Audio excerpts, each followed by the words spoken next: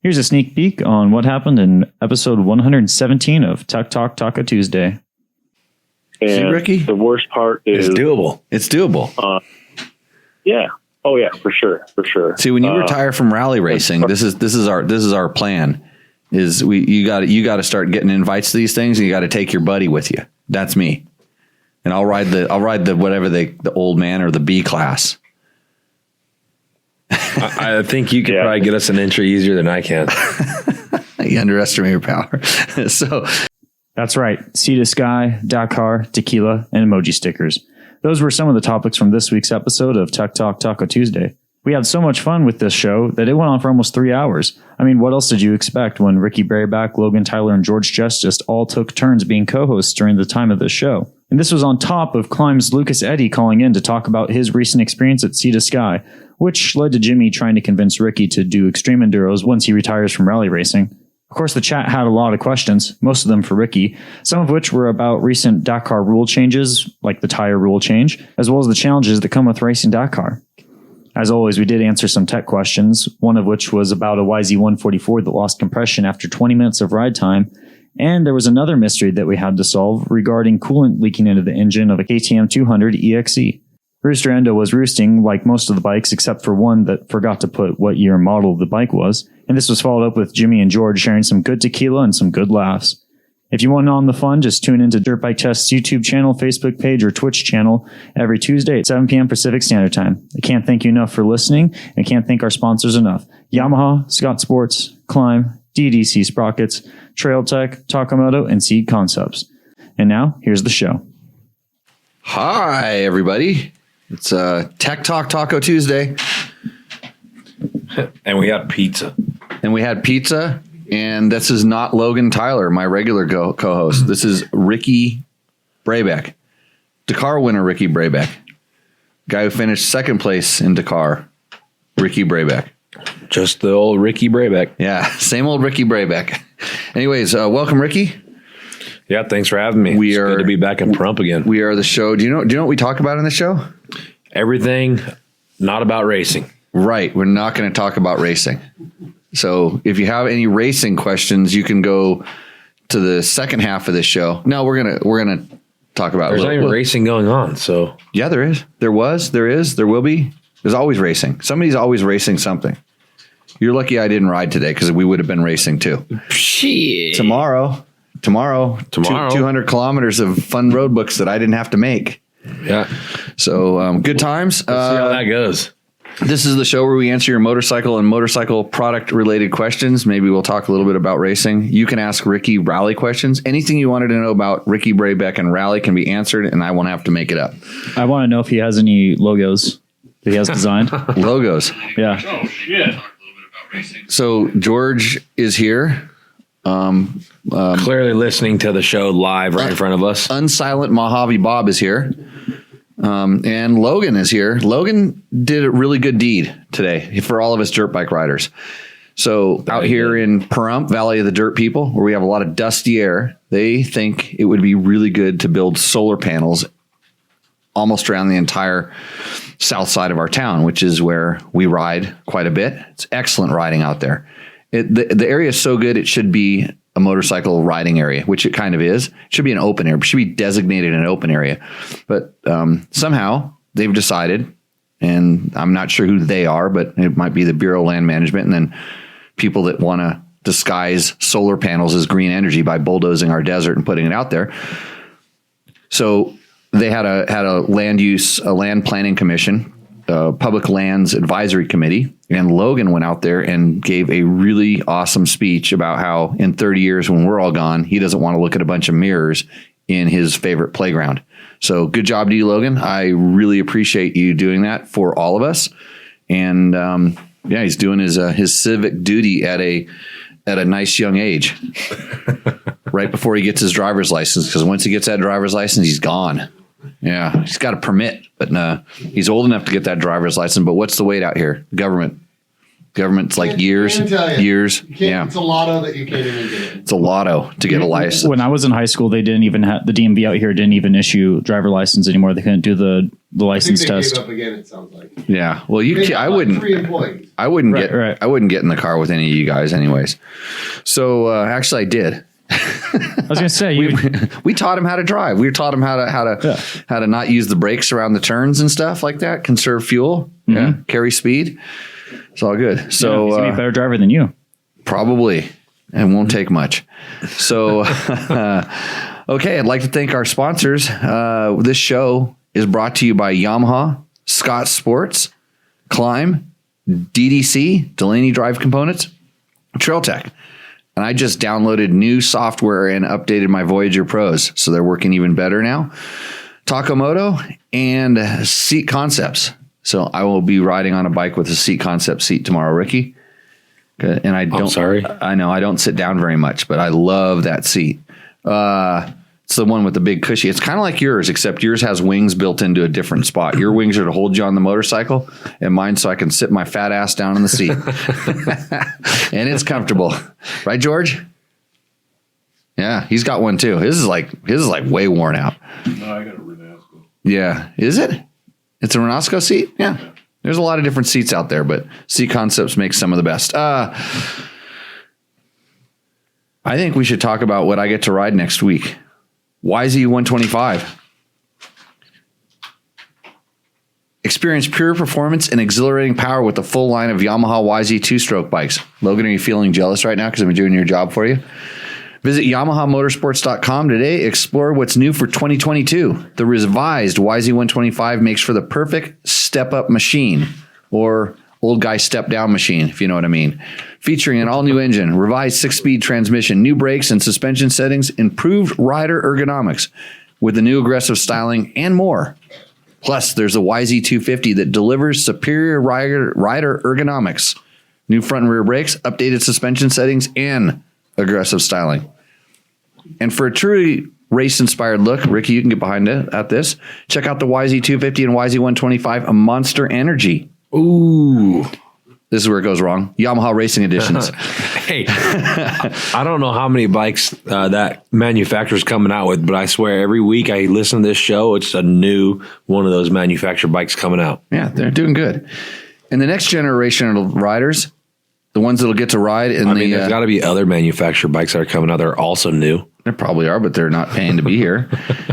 And for the next generation of riders that Logan went out and preserved their riding access, there's the YZ65, YZ85, and YZ85LW.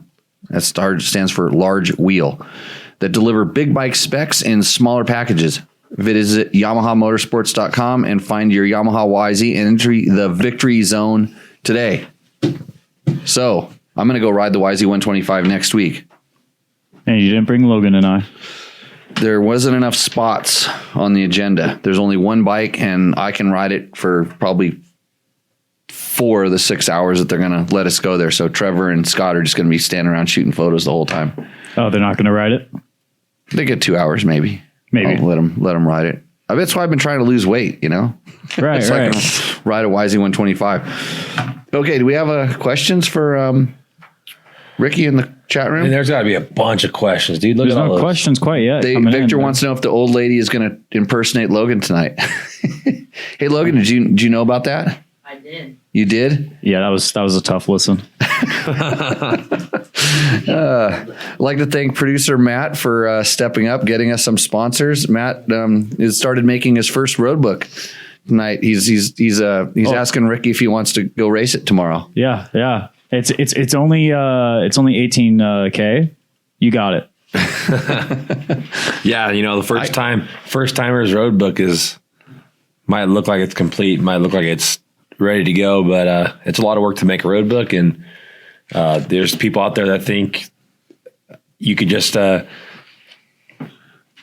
push the buttons on an app. Push the buttons on an app and you get a road book, when it's not that easy. It takes a lot of work to go ride a road book. So, we make road books. We were talking about this today. We make road books at literally 10 kilometers an hour. Like, that's how fast we can make a decent road book. So You start thinking like, these guys are doing 270, 300 kilometer road books when they're training. Those things don't just grow on trees. So we had a little road book making They don't factory. grow on websites either. No. So good times. What is next? Do we just hit these questions here? Do we bring? Let's see. Well, we do have one from was that Ryan? Ryan TR 666. Yeah, there we go. Hey Jamie, just bought a 22X trainer and I'm wondering about mixing oil. Like mixing oil in the gas, because that bike I believe is oil injected. So is he talking about mixing oil in the oil injection tank? I think that might be what the thing is. I would do it as long as they're kind of similar oils, but I would try to run it pretty low and then put a whole bunch of the new stuff in. That's how I would do it. So I think you can, if it's two different types, like a synthetic and a non-synthetic, I would be very leery, and make sure you put injector, a bottle that's labeled injector oil into it. Cause I've heard some horror stories about people putting stuff like castor and whatnot into the oil injection system and then wondering why their bike seized. So, Oh boy. yeah, good times. Dirty Doyle did just buy, he just bought a YZ 144 from a shop. Said it lost all compression after 20 minutes. Wondering if you had any thoughts on why it failed. Well, after 20 minutes, he brought it back to the shop today, so he'll find out how much it's going to cost him is what he's going to find out. And it had good compression when he started. I'm going to guess. I go out in these limbs and I just kind of guess and tend to be pretty accurate. I'm going to guess that the rod went out. The rod started going out, and that caused like some stuff to go up into the top end and cause it to lose all the compression.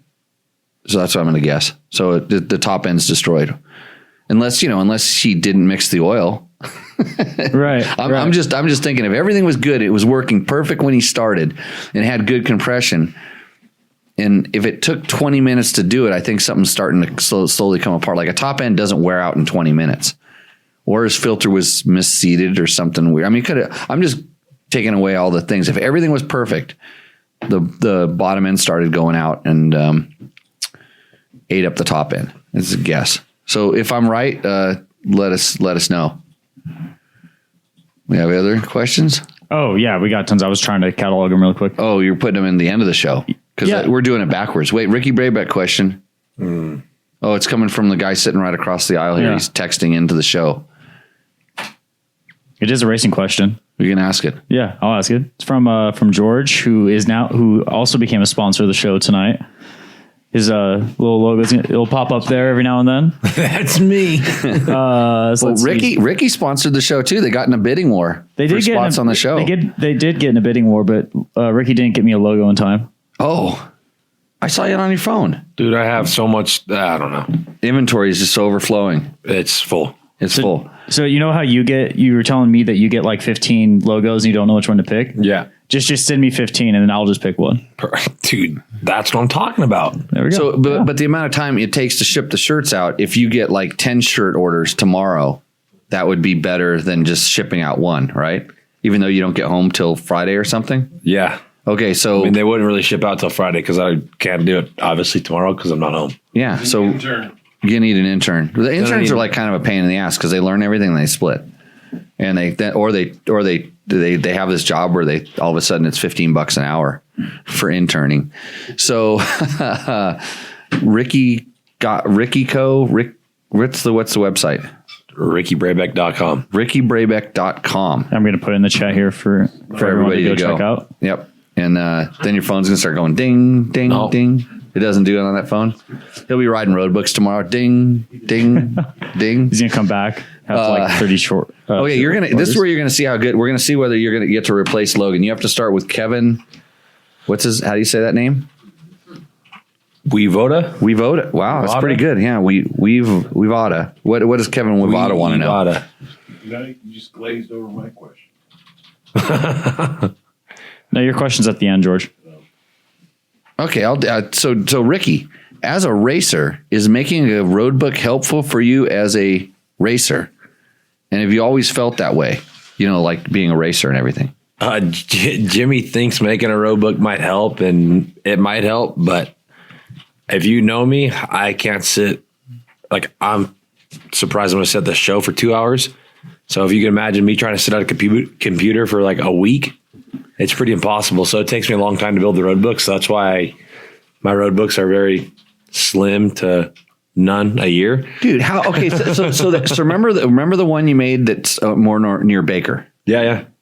That was a really good road book. Everybody thought so. Yeah, that was like the second or third one. Because the first one went the other direction. The first one went kind of back towards Barstow. Yeah. Remember when we all made it kind of the same? We all made the same one that kind of went that direction back towards Barstow. We had, and it used a lot of the power line road. And it was the one that went to Randsburg. Yeah, we cut it off. It went to Randsburg. That was like my really big road book. That was the first one. Yeah, the first big one. But that other one was really good. Second one was good. Yeah, it was. It wasn't. I don't remember they went some bitchin' places, and I don't remember there was nothing. Like if you could just tell your computer what to do. Instead of dragging all the little pictures dragging all the lines, and putting all the dangers and putting all the trees and the rivers and all the things there, it'd be way easier. But no, you got to drag every single little line. You got to do the math. You got to do the meters. So what he's saying is it doesn't help, and it'd be better if just other people built all of his road books for him. No, it helps for sure. Understand the two, like the abbreviations for sure. That's what it helps doing that. Yeah. Any time you're practicing, thinking about what you're doing, even if it's not exactly what you're doing, just doing some of those practice things, it helps. Okay. You want more chat questions? Jimmy needs a drink. I have a drink. I think he does. I need a beer. That's what he needs. Bob, did you bring the beers over? No, you never said beer. Oh. Well, what goes with pizza? Whiskey. Pie and beer. As Matt holds up the nice bottle of whiskey. Oh yeah. Well, I like this. I like this bourbon. I'm gonna have to go get it. It's actually on sale. It's been on sale lately. Oh, really? Somebody saw me have it on the show, and they sent me pictures of it on sale at it was Bevmo or one of those places. So yeah, the Willet. If you're wondering what Matt has a little bit of, it's a cool bottle too. I like stuff with cool bottles. Okay, what is Kevin's question? Let's get back onto the tracks here. Kevin, I don't know your last name exactly. Wevoda. If you were to convert a 250SX or a YZ 250 into a hair scramble enduro bike, which would you choose? The 250SX is a KTM orange one, yeah, and then the blue one, yeah. You're almost as bad as my wife. I'm well aware. Well, they make so damn many bikes. Yeah, like it's unbelievable. Well, she just says like the orange one. Yeah, and that means the KTM 200 evidently. When she says the orange one, it means the KTM 200, or it could mean the 350. But it doesn't matter whether it's 2-stroke or 4-stroke. But anyways, back to Kevin's question. Back to Kevin and his hair scramble bike. He's well aware of what's out there and how good the TPI bikes are. The counterbalancer, clutch, and power valve setup on the KTM makes me lean that way. But the YZ's price, suspension, carb, and arguably, I think so. I can't see the word. One of the most reliable bikes you could buy has put me in a bit of a pickle. Thanks, Kevin. Yo, Kevin. So my first question is, for a hair scrambles bike, I'm wondering why you didn't ask about a 250 XCFW. No, I'm sorry. No, he wants a 2-stroke. I'm sorry, a 250 XCW, not XCFW, XCW. So the KTM that's set up for off road more than the SX, or the YZ250X. And he says he knows he's aware of what's out there. Maybe he likes the freaking the pipey of the motocross style. Yeah, and so that's the interesting thing, because and where these bikes differ, and the Yamaha does not have a different transmission. I think it has a different final drive ratio. So it's just a sprocket away from being motocross. I'm pretty sure Yamaha, the pipe's different and they tune the power valve a little bit different. It really does make a difference. So I think the Yamaha and then the suspension on both these bikes is different. And I don't know what, he's not really talking about what skill level he is and all these other things, but I promise you that the suspension on those bikes for hair scrambles type racing is better. And it's just one thing you're not going to have to change. And the KTM, like I said, the power valve adjustability, but you're gonna fight the suspension on the motocross bikes to really work ideally off road. But if your hair scrambles and then you're going to the motocross track every once in a while and stuff, I could kind of see. But I would really lean towards the XC or the X before I would do SX or thing. And then it's really simple. It's like, in all honesty, like, which color do you like better? They're both really, really good bikes. And the KTM is then XC, and the XC has TPI where the SX is still carbureted. And then I noticed he said he likes the carburetor. So maybe that's another reason why he's asking about that bike versus YZ. If I were going to start picking things apart, YZ feels a little more stable. YZ probably has snappier, more, I would say, more aggressive feeling torque on the bottom. SX or KTM typically feels a little bit smoother, maybe a little more top end focused, feels a little bit lighter and more nimble. Those are the characteristics, but you're not going to go wrong with either of those bikes. They're excellent. Both are good bikes, but I would, man, if it's really hair scrambles, go with the XC or go with the X, and especially with the Yamaha. I think the Yamaha, it's just the little things that they do inside are things you would struggle to do to the YZ on the outside to get that kind of drivability for off-road conditions. And not just saying that because we're sponsored by Yamaha. Oh shoot, I forgot. You should just get the Yamaha. Yeah. And the Yamaha's less expensive. You don't have to worry about that pesky electric starter ever having a problem because it kicks. Yeah. Oh yeah. Yeah. It might ruin the e-start might ruin your case. The e-start, you might get used to it and you'll never want to ever kick a motorcycle again in your life like me. Well, having e-start back, it's like I didn't know how much I missed it until you had it back. Until I had it back. And it hasn't broken yet with my rigged fix. It hasn't, but I maybe have like an hour or two on that bike since we fixed it. Okay. Give it time. Yeah. Yeah. You should have seen how I fixed Pablo's quad today, the whole pipe. I had to rebuild the whole muffler. Yeah, his bearings were going out, I heard. The muffler bearings were bad. Yeah. There was a lot of muffler bearingmanship. Like, quads are not built like motorcycles. And then when you start modifying them, whole different thing.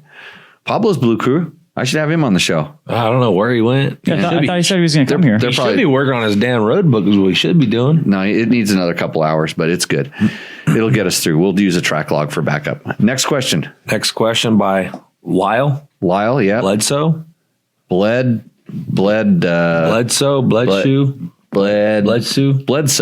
It's just like you said, time. yeah. Come on, bud. It takes a little while for my eyes to focus all the way over there. He wants. Did anybody get me a beer yet? He wants to talk transmission oil. Okay, transmission oil. You got it in mind? Compare motorcycle-specific transmission oil versus automotive oil. Synthetic versus dyno. I'm sure you've been through this 1,000 times, but looking for your years of experience and industry knowledge. KTM 250 XCW 2018 with seat concepts seat. Oh, I'm a little confused of why. Because that gets your question answered. Like you throw in some of our sponsors. But he's missing the photo, so. Well, he might. You never know what Matt does. He might have a photo in here.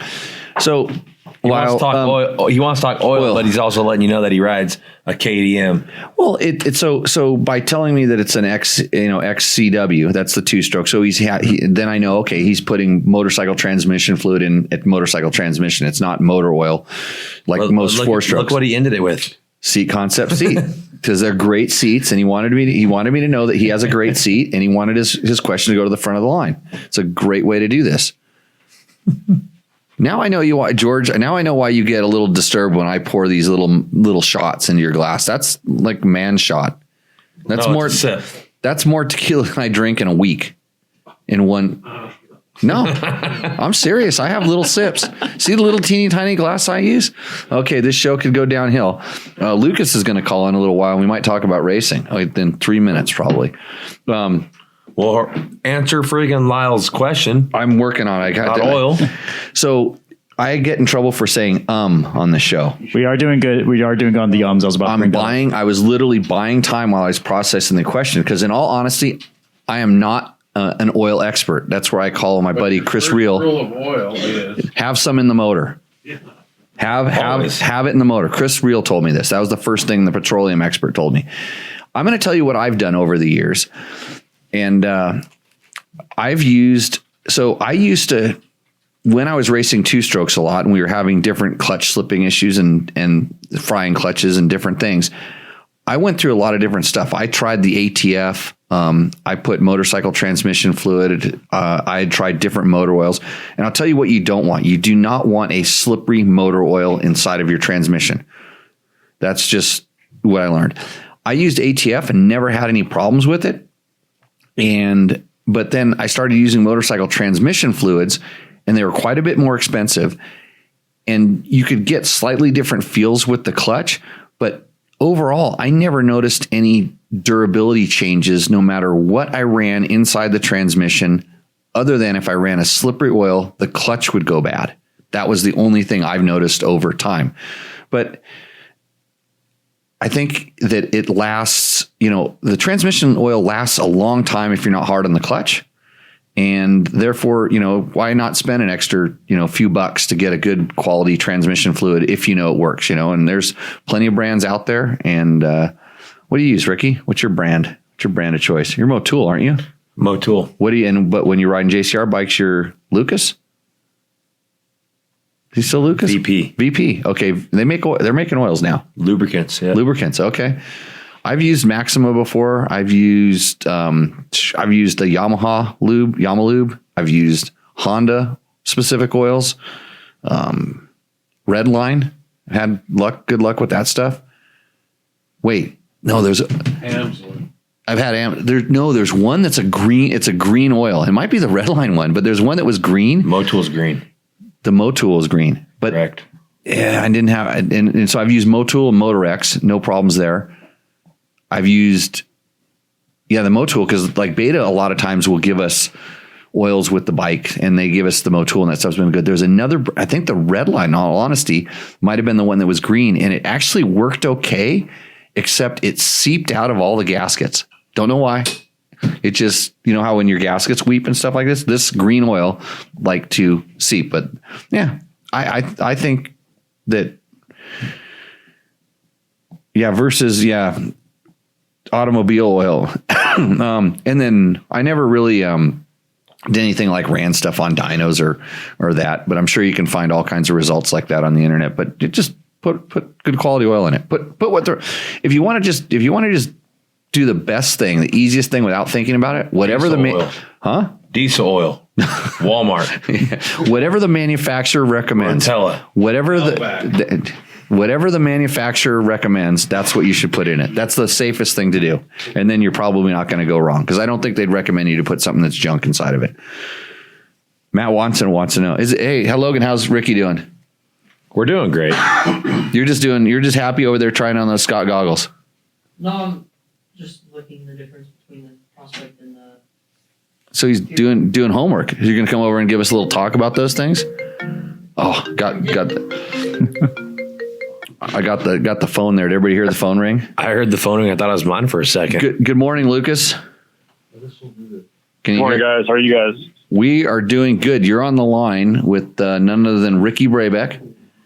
And I believe Matt can hear you. Matt, can you hear him? I'm on a delay. I can't hear him right now. Oh, he's on a delay. He's I can doing hear him something loud else. and clear. Good. Well, Lucas, Eddie, we didn't get to the next question, did we? No, it's just a shootout question. Oh, he wants to know what that's a rant. I'll get on that later. About the best good. Yeah, but he could probably read that somewhere, I'm sure. So Lucas Eddy is I want to call you the media, motorsports, marketing, media manager. You handle my stuff at Climb. Yeah. Yeah. Yeah. But you also get to go do fun stuff as well. Yeah, man. So the official title is communications manager. So I work with the motorcycle guys, the snowmobile guys across the media side, and then plan some stuff behind the scenes. And then once in a while, when we get to go do fun stuff like video shoots and that kind of stuff, I get to go play once in a while. So it's not a bad deal. Cool. So we actually did a tech talk live at Climb, but we had really tough internet issues there, I remember. So Lucas was on that show, and we started talking about different things. And so you right now, what time is it and where are you at? It is 6:30 in the morning. I went to bed at like 1:45, and we are in Turkey. We're just wrapping up the project here, and then we'll be heading back on the next thing in maybe about 2 days. Yep. Don't you wish you could just sleep a little bit longer? But then you got this guy over here, Jimmy Lewis, texting you, bugging you to call him at 6:30 in the morning. Yeah, exactly. So I feel obligated. But the real reason you went over there was to race the Red Bull Sea to Sky. Ooh. Yeah, exactly. We had an opportunity to come up to do a photo shoot in that location in the mountains around the south of Turkey. And then at the same time, we started talking a little while ago about racing Sea to Sky with some of our actual legitimate pro athletes. So not me, let's make that clear. And then things changed, plans kept changing, and next thing you know, they were asking me if I wanted to go race instead of help film it. So even though I didn't feel ready, I kind of had to say yes. You don't really get those kind of chances very often. And so for those that don't know, so Sea to Sky is it's put on by was it Kemmer? Is that what they're called? The motorcycle club? Kemmer is the city down there in the south, right on the Mediterranean Sea, and they've got a motorcycle club there who organizes it. And they brought in Martin, the crazy guy that invented Romaniacs, to help it kind of push it up to the next level. So a Turkish guy basically, or a group of them, tried to race Romaniacs some years ago. I think 13 years ago. Yep. And then they kind of saw what was going on, and they thought, hey, you know what, we can do this here as well. And it's, from what I can tell, let me just go on a tangent here. From what I can tell, Romaniacs is a different style of riding still. So they're able to kind of maintain a different style of riding. And you look at riders' results, and the results are different. You have guys who do really well at Sea to Sky, and then there are people who do even better than them at Romaniacs. So it's not like an identical race. Because it's a little more drier terrain, a lot more like rocks with traction, stuff like this. You race down the beach, things like this. So I have not done it. I've just seen all the videos and talked to a few different guys that done it. So how did you do? And the whole reason I'm priming up to this is I want to get Ricky to do some extreme enduros. How did I do? Yeah, how'd you do? Do you want context and excuses, or do you want to just hear results? No, just like over. How did you feel that you did? How in the Lucas scale of like I sucked or I kicked ass? Where'd you fit in there? I felt like I did really well in terms of my performance and my ability not to destroy the bike and not to destroy myself and to climb up in the rankings every single day. Yes. Wait, every single day? How many days is this? It's 4, isn't it? 4. Yeah, so it's like 4 days of beating the hell out of it. But the one day is kind of like prologue / beach race, so it's just it's like a party on the beach with your dirt bike. Yeah, exactly. Yeah. And then they do what? They do a lower stage, a mountain stage, and then a race from the beach to essentially the Sea to the Sky. Yeah, exactly. The names are a bit confusing because they call one the forest race. So you kind of race through the forest, but the forest is in the mountains. The next one is called the Sky Race, but you're still racing on the earth. You're just kind of in more open terrain. but still in the mountains. So you're still going in the woods and all that stuff. And then the last one is called the mountain race. And you go from the beach to the top of Mount Olympus if you can make it, or you just kind of go from the beach into the mountains. And so Matt got all confused because we thought Mount Olympus was in Greece. Yes, because I remember Mount Olympus being a big deal in Greek mythology. Yeah. So there's some debate going on about which one is the real true Mount Olympus, I guess. Oh, okay. So you rode up one of them, or almost. Yeah, yeah, one of them. So did you? So you got to the last checkpoint before the finish? Second to last. It's second kind of to last. Confusing. So there are 10 checkpoints, but 11 total gates. So the 11th checkpoint is the finish. And so you made it to the 9th one, and what we would, like in enduro terms, say houred out. Yeah. Yep. Exactly. And you went over there with Brock? Yep. With Brock Butters from the snow bike side of our sponsorship activities. Yep. And he used that term houred out when we got to that 9th checkpoint, because I don't even know if he realized what planet he was on. So how like, you trail ride in Idaho, and you guys definitely have some gnarly trails and stuff. How tough was this? Where was this on the level of difficulty? Yeah, I was pleasantly surprised in that it was basically like, I would say, the hardest Idaho mountain single track or general Mountain West single track, like the hardest single track that I've done, but over and over and over, just with no break. Constantly. So everything's rideable. There's no single obstacle that is like a 15-foot wall and you can't figure out how to make it up without completely destroying everything. So everything's rideable. It's just not easy. And you just kind of do it over and over. And see, Ricky, the worst part is it's doable. It's doable. Yeah. Oh yeah, for sure. See, when you retire from rally racing, this is our plan. You got to start getting invites to these things, and you got to take your buddy with you. That's me, and I'll ride the whatever the old man or the B class. I think you could probably get us an entry easier than I can. You underestimate your power. So you're cruising along, and it's relentless. So we're talking about you running out of energy in your body.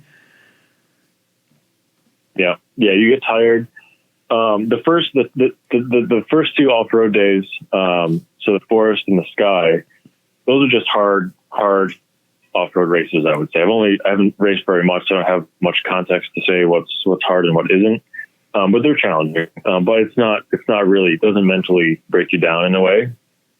The thing that is hard is the last day, because in the back of your head, the finish line is at 7,600 feet and you start at 0, right? So every time you go downhill, you get irritated because you have to go back uphill. Yeah. About day, we went up this spectator point uphill, so we know it was hard because there were people watching and everybody's looking at us going through this hill section. It was maybe, I don't know, like a 10 or 15 minute climb Holy shit. To go up. Maybe the pros did it in like 7 or 8 minutes. I don't know how much. But anyways, the point is we went up this thing and you get to the top and you finally take a break, eat a snack, drink some water, and you start heading down, and they send us back down the backside of this mountain basically for another 20 minutes. And at that point, 3 hours in, then you just kind of know you're going to be just punished the rest of the day. I mean, you get to stop and look at beautiful scenery, don't get me wrong, but mentally you're thinking, man, every time we go down, we just got to go and do it all over again and go back up. Yeah, I love extreme enduro. So Romaniacs is the race that I finally threw in the towel. I said, I learned that I just don't have the skill that the top guys do to be able to do it. Cause like you said, you thought it maybe took the top guys. If it took you 15 minutes and you thought it took them 7, it took them 3, maybe. And were the spectators allowed to help? I don't know if there was a clear no help rule.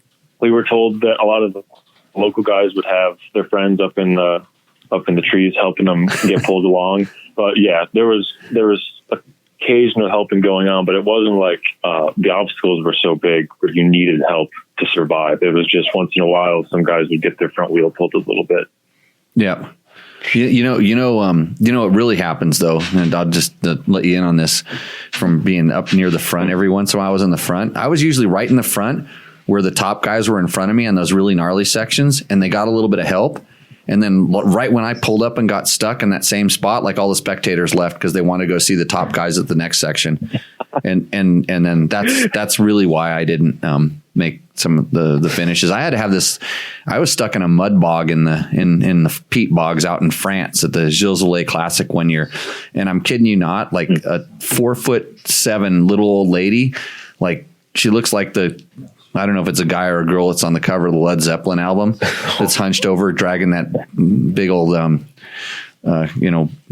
what's a rickshaw of faggots is what it would be because they're sticks on the back of this thing. So Yep. I always like to use the appropriate language.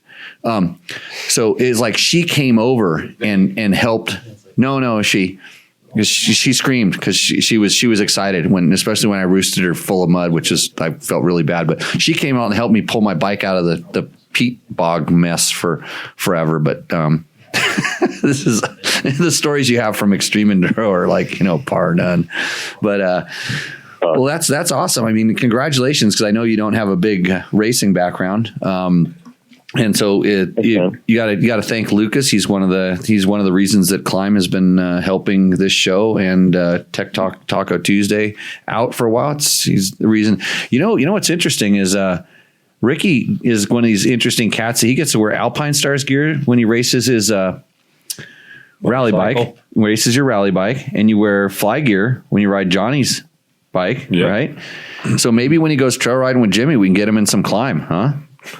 Well, he's a triple hitter. That'd be interesting. Triple hitter. Yeah. That way you could have that way when it rains, you could literally have the best waterproof gear known to man.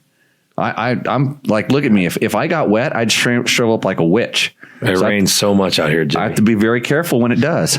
So that's why I wear the Climb gear. Yeah, all of it, especially the Gore-Tex. The clouds today just teased us the whole time. I felt one drop hit me on the head, and that's why I didn't ride. I went hiding today because I didn't have my gear ready to go. So he's the communications manager. We talked about that earlier, George. You should have been paying attention. You can't put the pockets back in the revolt pullover. Oh, we have an avid viewer that's just pretty bummed out. Did you hear this, Lucas? We got somebody who wants to work in the R&D department. He wants pockets back in the revolt pullover, and I totally agree, George. There's a third right there. 3 people that actually own them. 2 of them bought them full price, and they want pockets back in the revolt pullover. Oh, did you steal mine? There you go. We'll get that. Because I wonder. No, you wouldn't fit in mine. Now you got to send prototypes just so they make sure it's the same one that they had before. XL, large. Yeah. So this is how you do your product research. Just ask the people sitting around you. They'll tell you. So they were pretty bummed out about those pockets not being there. They literally stood up. They were like going to rush the table over here. I know you can't see this, but this is what happens. So any cool new stuff? I know some cool new stuff is coming out because I've tested it. Any new stuff you can let us know about? Anything super top secret you want to drop on Tech Talk Taco Tuesday? Oh man, well there is some super secret top secret stuff to drop on Tech Talk Taco Tuesday, but I don't know if I can do that before we actually can go live with those products. So I'll tell you this soon. Look at whatever your local dealerships or stay tuned with Climb and everybody else starting around January 1st as you get into 2022, and you'll be able to see all the new stuff coming out. Well, awesome. Lucas, congratulations. And so you said they deported Brock out of the country, out of Turkey. No, they didn't actually deport him, but he flew back about a day or two after the race got finished. And did he crash into you at all during the race? No, I don't think he did. Did he crash into anybody? Yeah, maybe. I didn't get to see his full race. footage. But it's definitely possible he crashed into someone. But let me say this, Jimmy. On that fourth day, I'll try to wrap this up because it can be a really long story. But on that fourth day, the mountain race, about 5 hours into the race is when I finally caught up to him, which I was trying to do the whole time. Oh, I saw the video. Really good beat. Hey, we got to talk about it. Actually, I should make a post with those videos. I should put those videos on Dirt Bike Test because you got a whole series of them. There's it's kind of like 4 days. I watched a couple of them, but I specifically watched the last day because I just wanted to kind of see where you guys got. So keep going. This is a good story. Yeah. So about 5 hours in, I finally caught up to Brock in this super gnarly, basically like a stream washout section on the side of the mountain, where if you were to look at that, you wouldn't think that there was any reason to ride a motorcycle up it from the bottom of it. So anyways, we started going up, and I saw him. I knew he was there. Eventually I caught up, and maybe 10 minutes after that, it came to this point where it was an even steeper washout, way, way less ridden. And it was basically like a side hill with a little tiny notch to get your motorcycle across. And if your tires slip off, you're basically hosed because it's pretty loose. It's super steep, and everything below it is just sticks and rocks that are going to tumble downhill. So you're basically screwed if you fall off that edge. You're going to have to wait for the track marshals to come clean it up. And then if you make it over that edge, and there was like a 10-foot vertical notch that we had to ride up, basically. It was maybe even longer than 10 feet. But anyways, so we get to that point, and we're so lucky that we're at that point at the same time, because if there's nobody else there with you, nobody's going to help you. And if the guy in front of you mix it up, he's not going to look back and make sure you made it, because he's going to assume you made it because he did. Yep. So it's like a cheesy action movie where these two heroes happen to get to the same point at the same time to help each other. What are the odds? You couldn't have scripted this stuff. We got so lucky there. And we both had to help each other get up. And then 45 minutes later, we timed out when we got to the last kick. Where's the part about you passed him and you got in front of him and then you started apologizing for passing him and keeping going? Yeah, well, we had to help each other. It was a critical moment, and there was a hill climb, and he didn't quite make it. And then I went up it, made it a bit far enough up the hill where I could kind of zigzag around and get to the top. No need to go back and get him. Well, yeah, I was like, man, I mean, he can survive. He can go back down the hill and try it again. So it's not like a life or death thing. And I had asked him right before that if I could go by him, because I had obviously caught up to him, so I was feeling a little bit healthier, a little bit smoother. Yeah. And I'd asked him if I could go around, and Brock gets in this race zone where he's not really talking that much. His eyes are kind of looking past you. Kind of sounds like when he's doing a photo shoot. Oh, is that him all the time? I'm only joking. No, anyways. No, I'm serious. Yeah, man. So I had asked him, hey, man, you mind if I go around? But he didn't say yes. He didn't say no. He just kept riding. So I'm like, all right, well, I guess I'll just have to find a time to pass him. And well, I will do my best when we're done with with this rally training stuff to get those videos up. But I'm sure you can find them. Are they up someplace on Climb or? Yep. They're on the Climb Instagram page, the Climb Facebook page, and also the Climb Motorcycle YouTube. Cool. Yeah. So if you want to see, all we ever do is get to watch videos of Graham Jarvis and Billy Bolt and Manny Letbettner making this stuff look too easy. You should really watch what a regular person looks like at Extreme Enduro and feels like. So that's what I'm like at Extreme Enduro now. So it's good times. In the last one I raced, I did King of the Motos, the one that I used to put on. I got to compete in it. After I quit doing it, I actually stopped and, laid down on the ground and did some stretches and, took my backpack off and relaxed. Actually, the time before that, I was racing one in Hawaii. I took all my gear off and laid in the forest and cooled off. So this is the new Extreme Enduros. It's not like normal racing. Yeah. So, well, Lucas, thanks a lot for getting up early over there in Turkey. Hopefully they let you leave the country, and we will see you when we get back. And Matt said he's working on that proposal. Yes. Yeah, I definitely heard about, because I've because I've been able to hear the conversation. Well, all he's been doing is working on making road books because he wants to impress Ricky Brayback. Okay, well, awesome. You have a good day, and we will talk to you soon. Great. Thanks, Jimmy. See you. Thanks, Lucas. Yep. So yeah. Yep. Okay, everybody, that was Lucas Eddy from Climb. He's it's really cool because the people at Climb are big enthusiasts. I mean, from when they started the company, these are guys that were real riders, and all the people down there, they're all different kinds of facets of riding, from the snow side of the world off to the off-road side of the world, and it's kind of cool to be part of that group of people and test some of their stuff, because they have crazy ideas sometimes, and some of them really come to fruition, make really good things, except for taking the pockets out of the Revolt pullover. That was bad move. Yeah, what's funny is I've thought that for a long time, and I've never said anything, because I actually switched over to that other pullover. Oh, No, it's not my fault. I'm not a designer. insane. I forgot to. You got to hook up with Fly or something? No. Oh no. Hit That's Ricky. Ricky has a hookup with Fly. Switch, because they don't have pockets in the remote. I think it's a little cheaper than it used to be, though. So It's probably less. And I don't know. I think less money, but I think that they're just different, like different pieces. I think they wanted it to actually be lighter. It's more like a mid-layer thing in reality. I wear them all the time. I wear them on the outside. I like the orange one because it looks like a vest, like the orange vest, safety vest I make you crazy helpers wear at the school. So let's get to the next question. Oh, shootouts. I mean, I feel like you can find the shootouts almost anywhere. You can. Do you believe them? No. No, because you know some of the guys that are doing them, right? Yeah. And it's the same guys that do all of them. Yeah. Not all of them, but like the same guys from every magazine that do them. So Matt Watson says, this is where you read it. He wants to know if you're doing the shootout, Jimmy Lewis. No. And what your thoughts are on the best 250F.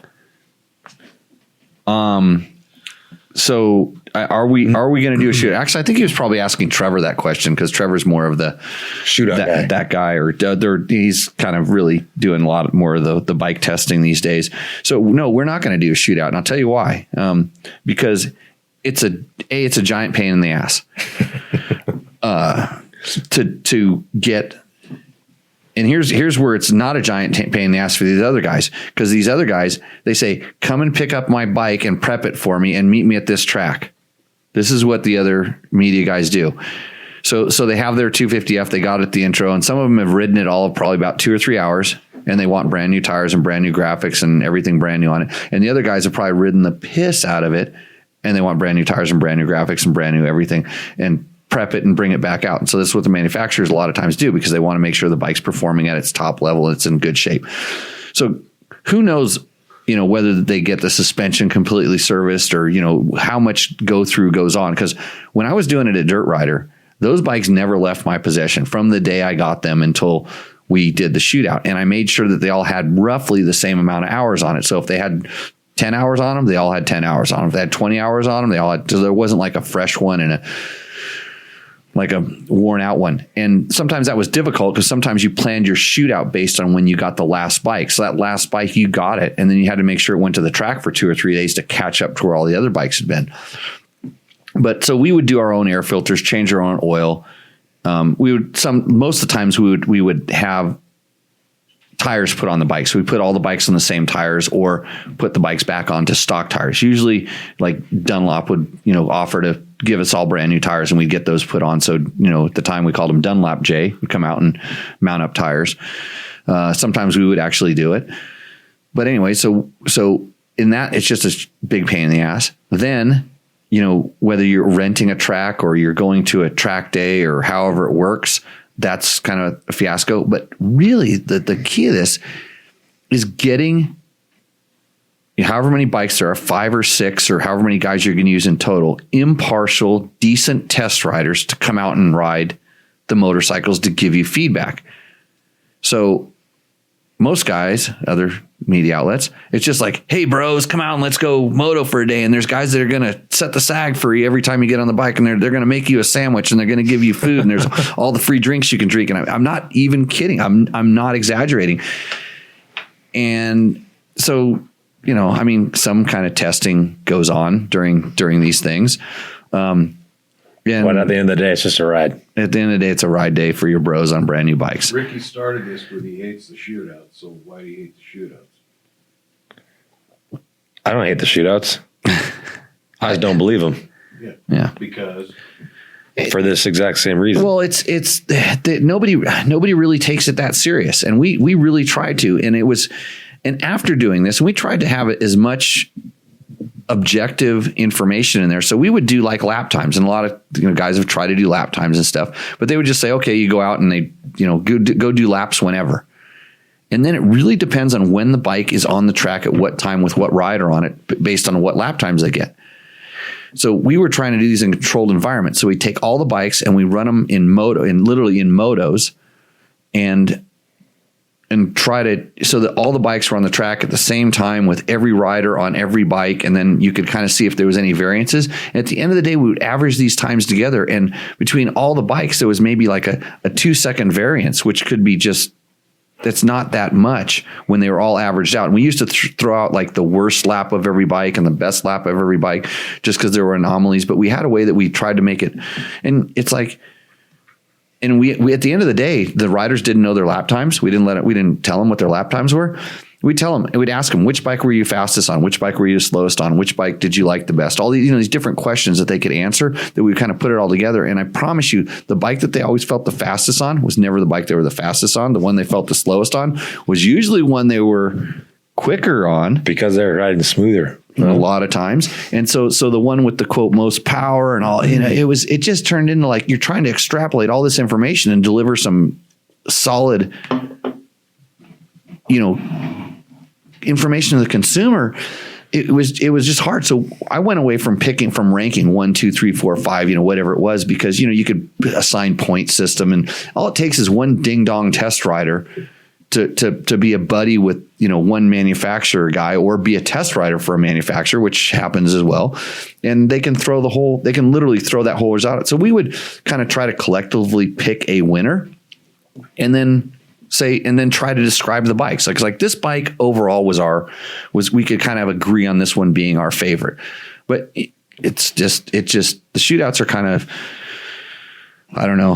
The bikes are all so good. It's really hard to do it, but to actually, when these guys all organize these shootouts, and, maybe you can relate to one of the riders, and if the rider is able to actually give his opinion, maybe his opinion matters and stuff, and you can pick and choose information from it. To do a shootout to actually pick a winner is kind of ridiculous. Riding bikes back to back at a similar location will tell you how those bikes work at that similar location, provided you set the bike up properly. And I've rarely ever see, quote, test riders in a shootout scenario take the time to do the bike setup that's necessary. And when we were doing these, we had a couple guys, and Chris Kiefer used to work for us at Dirt Rider. And he's really good at doing setup. He understands and has good feel for the bike. It's funny because me and him had almost exactly the same like setup likes. We ride differently, and he was definitely faster than me at that time. But if Chris set up a bike, I could hop on it and really like it. But we also could know that maybe our setup was a little bit off for everybody, so we could find balanced settings for everybody. And then there was other guys like Chris Barrett, who's another one of my really good test riders. And Chris Barrett could set up a bike for a high level, intermediate, or pro, a guy who was really riding the bike hard, and I hated it. And so we kind of have this, between 3 or 4 of us different test riders, we'd be able to come to we call it a baseline setting, a pretty good baseline setting. And then that's the way the bikes kind of got ridden for most of the guys that didn't have the time to teeter totter around with settings. But if somebody complained about a bike, and here's when we were doing the shootouts, I didn't care if you liked a bike, you were on it and off it. It's the bike that you didn't like. If you complained about it in your evaluation sheets and stuff, I wanted to know what you did to fix it. Like, you weren't allowed to say, "Oh, the suspension sucks," and walk away. I wanted to know why the suspension sucked. Like, what didn't you like about it? And then what did you do to fix it? And then did it work or didn't it work? Did you try some things? Because you could tell right away very quickly whether someone knows how to fix things. And you've got these manufacturers there that generally know what to do. You know, it's like you have a factory suspension technician there that you can say, hey, I think this thing's like it's a little bit stiff in the front end. I'm not really able to get it to turn. And instead of going, oh, you need to soften up the front end, they go, yeah, your ride height's a little low in the rear. You might want to bring the rear up, or maybe open the rebound on the rear up. And you're like, well, let's complain about the front. But they know their bike and they know, well, yeah, the rebound's a little slow. They open up and bang, all of a sudden it works. And then you can say, hey, a lot of people complain about this bike being hard to turn and a little stiff in the front or something, but just opening up the rebound fixes it. And so we that's how you find a good test rider, somebody that'll actually go and ask the question or explain to them the feedback that they don't like. And then you have a guy that's usually right there ready to do it. Most guys get off they're like, oh, how'd it work? Oh, you know, it was okay. And then off. Where's the hamburger? So shootouts. That was a big answer, Jimmy. What are your thoughts on the best 250F? Holy smokes. Oh boy. I haven't ridden all of them. It's going to be really hard to beat the Yamaha on the motor. Honda made a big improvement this year, and just they got a little bit more power out of their bike. That one's a really light handling bike. The Kawasaki is a good solid package. The Suzuki is the same old Suzuki it's ever been. If you just, I think it's down on power. Probably isn't suspended as good as the other bikes. Probably doesn't handle as good. But for most people, you know, you'd have to be kind of like a pretty high level novice to intermediate, and like an racing intermediate before you really suffer. And in fact, some of the characteristics of Suzuki are probably better for the novice riders than some of the other bikes that are getting a little more high strung. KTMs and Huskies and stuff are high strung. I don't know. They're all good. I think the Yamaha would win. It's probably going to win every shootout out there, I'm guessing. I haven't looked at them yet. Isn't that pretty much what it has been doing for the? It has been for the last few years. For motocross riders driven to dominate, the Yamaha YZ line of 4-stroke bikes are built for victory. Visit YamahaMotorsports.com to explore what's new and improved for 2022. We've ridden both these bikes. The YZ 450F and YZ 250F bring the performance and powerful 4-stroke engines, reduced unsprung weight, and new suspension settings. For the look of a full factory ride, both the YZ 450F and YZ 250F come in an exclusive Monster Energy Yamaha Racing Edition graphics package. And That's you can got take Andrew Short's name all over it. precision turnability to the next level with the Yamaha exclusive and industry's only free Power Tuner app. And if you can unleash the Power Tuner app on any of the Yamahas, I kid you not, that takes the bike to the next level, because you can literally make the bike do everything better with the Power Tuner app, because you can tune the power the way you want it. Visit YamahaMotorsports.com today to find your YZ and enter the victory zone. Is that 2 thumbs up, Logan? How'd I do? 1 stumble? Couple misspelled words, but Yeah, no ums. Yeah, good. Next question. What is Todd Alberico? You don't want to answer Adam's question? Okay. Did I skip Adam? He just wants to know why his buddy's hub broke. Okay, I'm going to ask you this question. Hey, Ricky, because it's a Honda question. Adam James wants to know, I was on an off-road trail ride with a guy on a CRF 250L and his rear hub broke. What a POS. That stands for pile of whatever. Honda is a shadow of its former self. I don't think this is a question. I think this is a statement. I think it's a statement. Why do you think, just out of curiosity, from what you know, from years of experience, why would a rear hub break on a CRF 250L?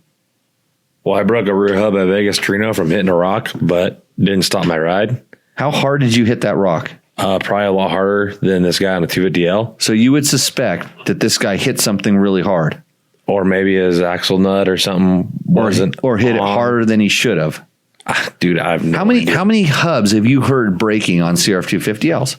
That's the first one. That's the first one for me But too. there's no picture, so there's no proof. Yeah. Well, I'm going to believe Adam, but you know, Maybe a sprocket was loose. sprocket bolts could have been loose. He could have got, you know, I've been telling people I know that sometimes they let their spokes get a little bit loose, like, you know, right from the get go, and then that's just an early death sentence for a wheel, right, Jimmy? Right, Logan? Oh boy. Yeah. Okay. So, there's a lot of reasons for that, but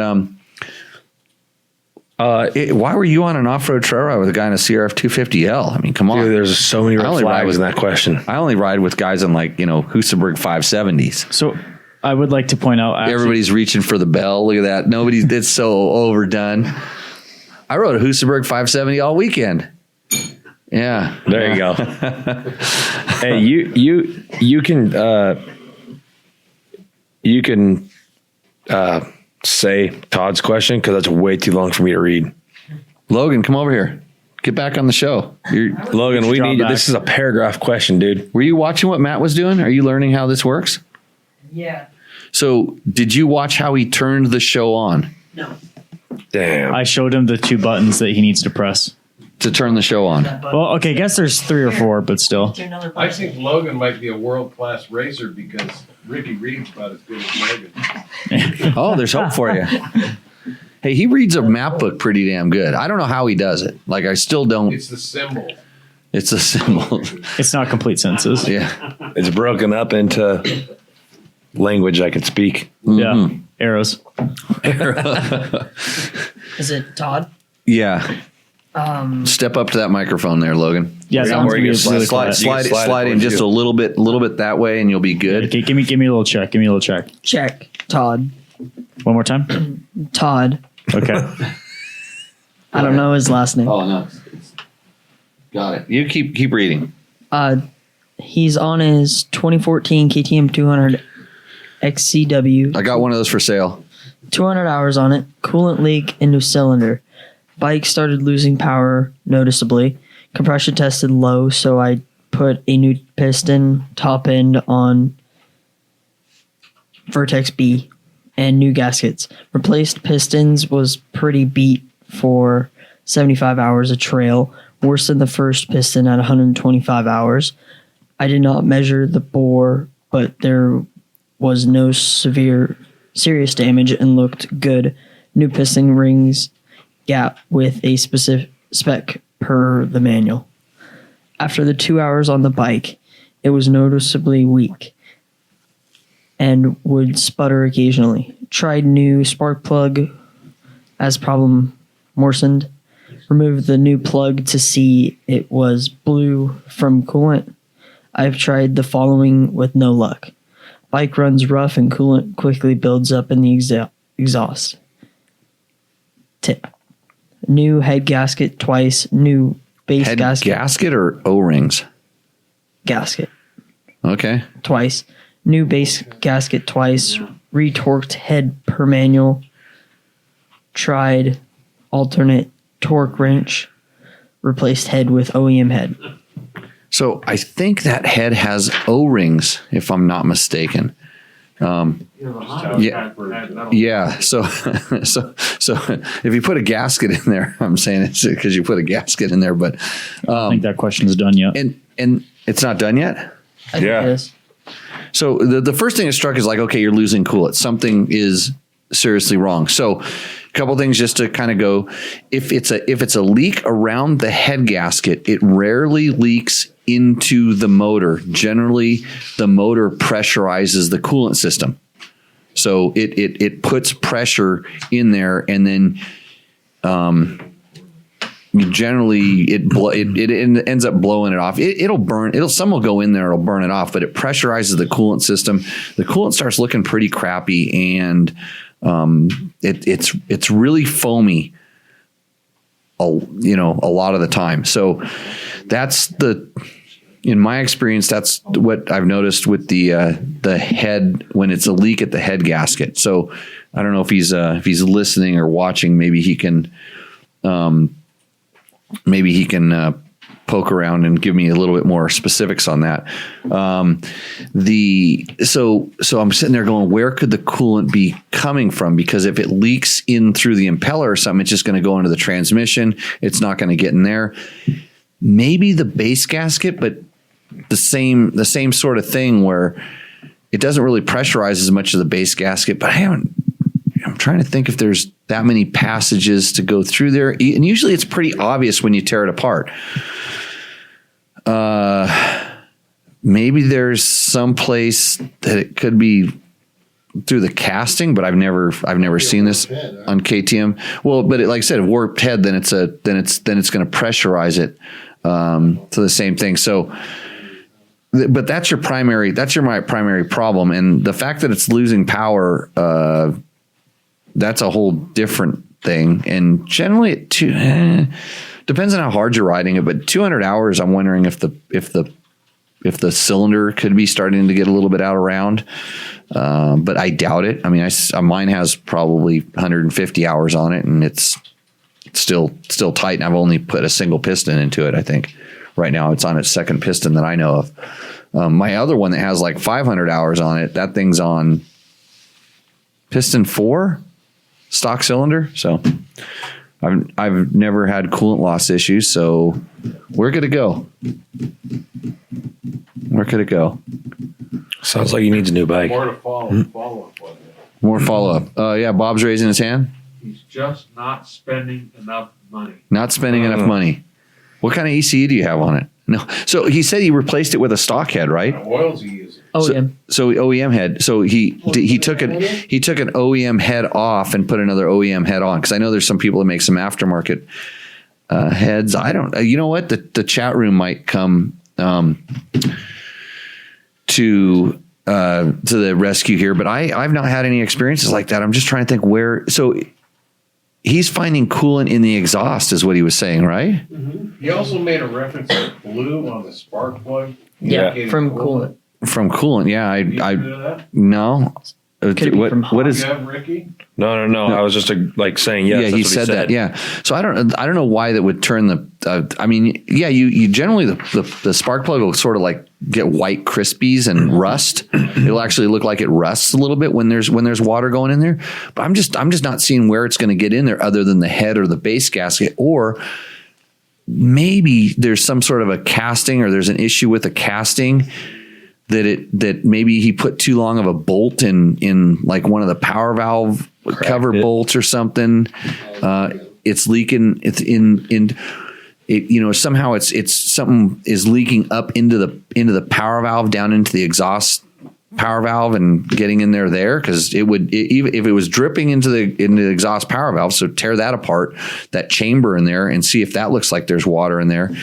And because it would suck some of that back in there at certain times when it was running. Yeah, more information needed to provide an accurate answer, I think.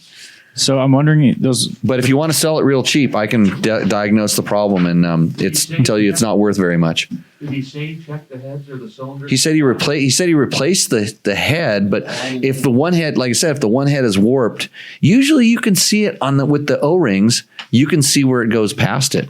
Yeah. Do we gotta exactly. no, I think the notes are out of order because there was more to that question. Give me that damn thing. It didn't like add anything. Didn't add anything to it? Yeah, it was just like more background. Did he say he had a C concept seat? No, he didn't, What unfortunately. about DDC sprockets? No. Was he wearing climb gear? Was not wearing climb gear. Right. Okay. Then The sheets are out of order. Yeah. if he would have if he would have Parts from Rocky Mountain. Hey, we're back on it. Logan's going to read the rest. and if you're buying from Rocky Mountain, he click doesn't through need the to little finish that link on question. one of our You don't need to finish stories. the question, bud. Yeah. Click through one of the links on our stories at Dirt Bike Test, and we get a little chunk of the action. It helps bring you the thing. But yeah, you should order all your parts from Rocky Mountain. And I think Never that said he checked the head or the cylinder to see if they were flat. he didn't say he put a new head on it. But usually, if you put a new head on a warp cylinder, it'll warp itself right back into position. Is my experience because I've done this before. So next question. Where is that? Okay. Greg Rosen. So Logan, I have to ask: are you going through puberty? Do you have a little bit of a cold, or did you get kicked in the balls? Cold. Cold. Okay. Just checking. Don't get Ricky sick. Have you tried injecting moose lube into the auxiliary valve stem when it's time to add a little lube? Maybe warm the lube up in the sun or in a microwave so it would go through a syringe. So I have done this before, but not using a syringe. I actually used a grease gun like a kind of a grease gun that I was able to put it in there and pump it into the tire. So I've done this before on a moose that I felt that wasn't lubed up enough. And but generally the out here you wear the tire out before the moose lube dries up and it's hot and whatever. But your mooses are always coming out lubed up. Yeah, I didn't really understand the question. Like, what do you? I think he's had a moose in a tire for a long time, and he's worried that the lube is drying up or lube's going away. He probably used like oil soap or something instead of lube. But no, he might maybe use real lube. But I don't think it dries up if you use like normal. If you use good moose lube, it generally doesn't dry up, but it can. And especially after what, like 2 years, a year, 6 months, in some people. I mean, if you're not riding. Yeah, it could, and I know it pools. I know if you let your bike sit for like 6-8 months, the lube it'll literally dry up on one side of the tube and pull up to the other side, because I've pulled wheels off that have been sitting on bikes for a while, and it's pretty amazing. Next question. George, with his 17 KTM 500 EXCF 300 hours, has a small weep from the valve cover. A guy told me about 100 hours ago not to worry about it.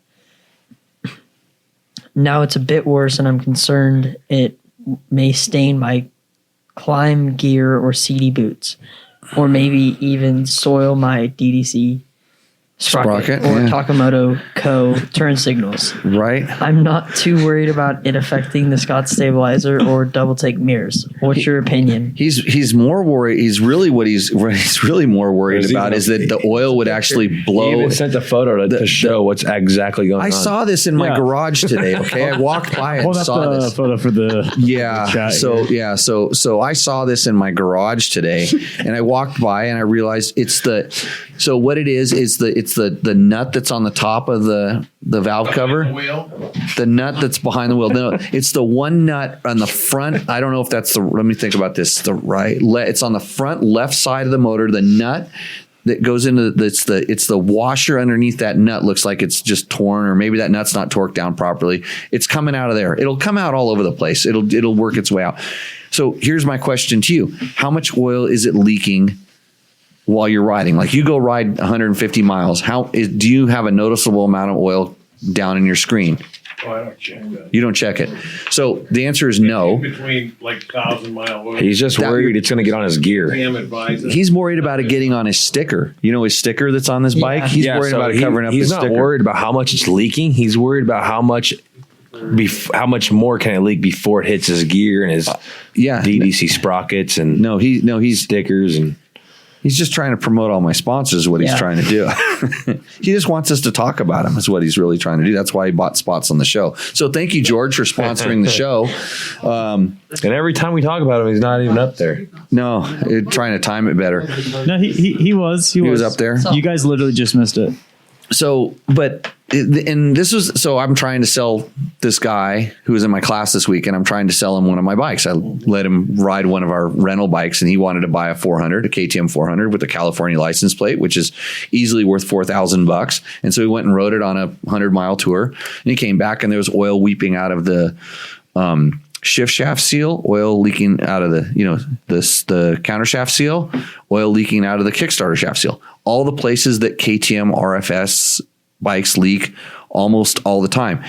And he was a little bit worried out of it. And there was actually enough at one point to where it did a couple drips off the skid plate, because this bike is like most bikes that are kind of set up a little bit competition oriented, has an overflow, a vent tube that vents to atmosphere. And I run it down along the backside of the cylinder into the pocket between the electric starter motor and the cylinder. And so when you're riding high RPM roads down, you guys did some big high RPM roads, it breathes a little oil out there, and the oil kind of condenses in because it's sucking it in and blowing it out, and it condenses inside of the tube. And then when you stop the bike, it drips down, and then it works its way down and drips onto the skid plate. And it kind of the way the motors are designed, it sort of will actually, if you overfill the motor, it'll sort of self-level itself. It'll go to the ideal amount of oil inside of your motor because it's flying around in the transmission and it's getting evacuated out of the crankcase and it's doing what it's supposed to be doing. If you have a little bit too much, the pressure pushes it up and it kind of ends up staying up in this case, it actually, to get out of that motor, it has to go through the center of the spinning cam and then out through a breather tube and then out through this other breather tube. Usually go into the back of your airbox boot and then pool up there. That's why RFS 4-strokes smoke a lot when you ride them down steep downhills. That was shock failure. Shock failure. When the oil pulls up in your air cleaner and jumps out. Oh, well, that can happen too. Yeah, for some people that aren't very smart. So anyway, yeah, it kind of, this one was probably filled a little bit high and they rode down a 70-mile-an-hour dirt road for a little while. And so a little bit of oil spilled out. So he was really, really concerned about all the oil leaking. And I the first thing I did is walked over, wiped the screen off because that also weeped out of the oil. You know, it weeps out just enough to kind of get a little covering dirt. So I wiped over there, looked at it, the oil was right in the middle of the line. I'm like, that's no big deal. I could replace all those seals for you in about an hour and put them all back in. And for the next 10 hours, it probably won't leak that much. And then it will start doing this again. This is just the nature of, the shafts are now a little bit worn and the cases are a little bit worn. It weeps a little bit, but until you're actually losing a noticeable amount of oil, hell, my buddy Dave just rode from Tecate down to Cabo on we call it Old Smoky. It's his 2012 KTM 500. Every time you fire it up, makes a big puff of smoke. And he didn't ever add oil to it. He did one oil change halfway through the ride and called it good. So don't worry about this stuff. It's not important. Isn't that what I told you 100 hours ago? Yeah, it's still the same. It's looking like it's a little more. I would change out that. I at this point, I mean, That's why I took the tank off. It's ordered. Right. Parts are ordered. Did you order them Rocky Mountain through our link? Absolutely right. Yeah. And those 4 screws. Yep. Yep. George is on it. But I can still ride it. I'll put the tank on and ride it. I'll keep it. Yeah. When it breaks after I told him to do this, he'll just have to sell it to me at a cheap rate. Okay, Logan, what do we got? Eric Hearn, Mama's dead. Oh, yeah. My Voyager Pro's ambient air temperature is all of a sudden reading hot, 247 degrees. It does normally read 10 to 15 degrees hot, probably from the radiator heat. Do you think the dock temp sensor is bad? I think you're radioactive. I think you're nuclear and you don't realize it. You could be literally ready to explode at any moment, and you should be careful. I would try. Yeah, I'm pretty sure there could be a bad sensor in there. I would try. Make sure you do the software update. I actually did all my units today. I software updated, and I think the last numbers on the software are 115. It was 050 was what I went to, but so there's a software update, and sometimes these little glitches can be fixed. Maybe you're reading in some sort of other degrees, like maybe you've got special. Who knows? And that maybe your sensor is sitting on something that's hot. Maybe it got pinched between like an electrical wire and it's running current through it. Who knows? And Bob's raising his hand because he knows how to fix electrical problems. The only, I thought I caused it, but the only the pipe gets above 200 or 247 degrees. Yeah, and then those things are just hanging. They're on a little pigtail that's a couple inches long off of the dock. So I don't really know what would cause that because nothing else looks that awkward. Engine's only at 169, but your air temperature is 247 degrees. So something's wrong there. And I guarantee if you call up Trail Tech and if it's an issue, they'll probably take care of it. They seem to be really good with customer care on that kind of stuff. So good luck to you. John Jackson, at the Dakar Rally, will the tire rules be the same this year? This question's for me, Ricky. As is the transition to the digital route book going? The tire rule is actually we get one set of tires a day, so it'll be a little bit nicer for us. We won't have to go 2 days on one rear tire. And for the digital road book, that's going forward, but it's going forward really slowly. For the Dakar 22, we're not going to have digital. They're saying for 23, we might have digital. So until then, we don't really know. But I think they're still working on it. And there's some issues here and some issues there. And I'm sure by the time we race with it, they'll be fixed. Yeah, they can't. The organization can't provide something that's screwed up. Yeah. But the cars are already using digital, correct? Yeah, they don't have sunlight over their head in the cars though either. Yeah, their unit's not hanging off the front of a motorcycle. Yeah, either. not getting bounced around as much. So you're still getting road books, all the road books in the morning though, right before the stage. Yeah, all the road books are in the morning. No speed limit for the bikes still, and one set of tires per day. So kind of other than that, all the same. All the same, yeah. Did you get the road books only in the morning in Morocco also? Or did you get them night before? No, we got them in the morning. Morning. Yep. So same rules and stuff like that. Yeah. So and we have like new waypoints now, which are horrible. Good. Are the Americans coming? Yeah, the Americans are coming. The Americans are coming. Hey, Andrew got third. Get those shirts anywhere? Andrew got of course third. you can get those shirts anywhere, dude. RickyBrebeck.com. Yeah. Andrew got third in the Dubai stage today. Yeah. Wait, that was... Well, it was yesterday, but today. Yeah. Something like that. We don't talk about racing. Shit. Forgot. Damn it. Breaking your own rules. That's okay. We talked about Sea to Sky for like 30 minutes. Where can I get a good That wasn't a race. That was a torture. A good what? a van? Oh. I can't. Maybe next week we're going to have a new sponsor. A new sponsor for the vans. No, yeah. Well, for the show. For the show. You can take rental vans. Oh, Vacation Rentals. Vacation rentals. who is that? Just a van company. Do they have? They rent out vans. Camp Worthy. Camp worthy vans. Camp Worthy vans. Barback. And can you put motorcycle in them? Yeah, you could put. Yeah. Yeah. So you could go to Glamis, goon it up in the van. Yeah, you can. And it's got a shower. You could go to Pahrump. In your You van now, could- you have that? What was that? You have that in your van now? Yeah. Yeah. Oh, I like to see that. And a cat. He's got it. It And- could come with a cat. My cat. Freaking Selma. Jimmy's fat little cat. 50-50. Let's see. Yeah. Dude, a cat's getting big. Let's see. Questions from. We got any more? One more. One more. KTM 390 Adventure. Brain Tonic Q. Whoa. You do that name again. I Tonic think Q. Tonic Q. Yeah, It's like actually, a- he nailed it. He nailed That's it. the best I got. Brain Tonique. It's here we go. You pronounce it, Logan. It's Baja Ha. Bah.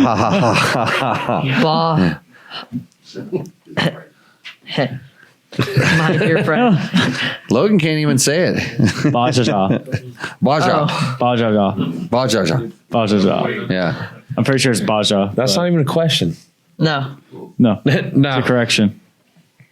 Yeah. Okay. I just saw in the chat, Kyler Stoker says, along the line of broken hub thinking, all new dirt bikes are so expensive. They're all pieces of POSs.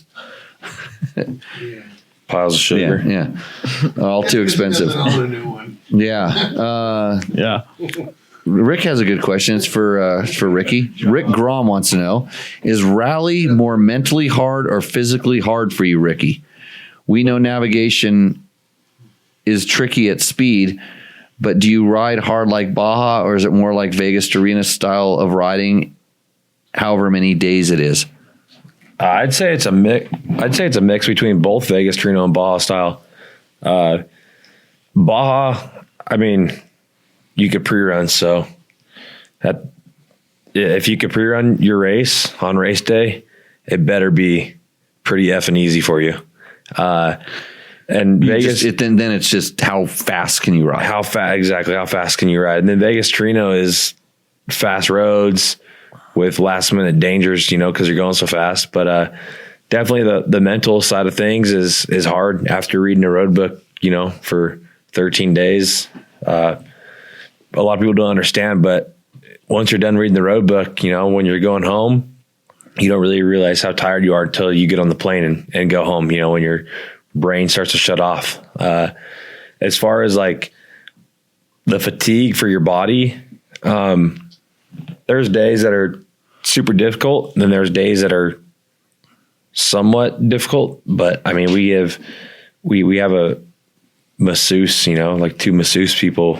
So we get massages every day, and, we take supplements, and we, drink electrolytes. So we try to stay, hydrated. So, but some days, I think you'd agree with me on this. Some days are like easy navigation, but hard riding. And net, you're the same tired as some days that are easy riding and hard navigation. You're just like this. It's just this level of kind of drained. Yeah, there's like a fine line, like if, some days you're going to be mentally fatigued, and then the other days you're going to be physically fatigued, and you have to find, the happy medium of where you could do both at 90% and make it 13 days. Yeah. But in Baja or Vegas to Reno, you never ride as slow as you do sometimes during rally. You would never go that slow in Baja or Vegas to Reno, except in a pit. I'd never go how slow. What do you mean? Like when you're really like gnarly navigation, trying to figure stuff out when it gets confusing. I mean, sometimes, yeah, we go a little bit slow, but also in Baja, you're going to go a little bit slow here or there. And same with Vegas Trino, you're going to go slow at times. And maybe in a pit. And sometimes at the rally, you're going slow for a little bit, but the average pace of a rally is really fast. Yeah, the average pace of a rally is going to be your freaking average pace of Vegas Trino, and you're navigating. Yeah. And you're hoping you don't miss, but danger or something. It's super fast. But then there's these little tidbits of technical sections in rally where you could ride it faster if there was marks. If there were arrows on all the turns, you'd just be pinned. Yeah. But you're not pinned. There's rocks, there's canyons. Yeah, your brain dunes. can't think that fast. Yeah. Yeah. So that's I think no matter what you do, like you're racing, you're going to push to the limit of whatever it is, and whether that's pushing your brain or your body or your bike. Well, and there's, your sleep schedule's jacked up. You have, like, for instance, I follow Jake Argybright on Instagram. Yeah. He went, he's in Dubai right now at his first rally ever. The second day, they had marathon stage. And I think he posted something on Instagram saying something about like the bivouac being loud and noisy. He said the bivouac noise is a real thing.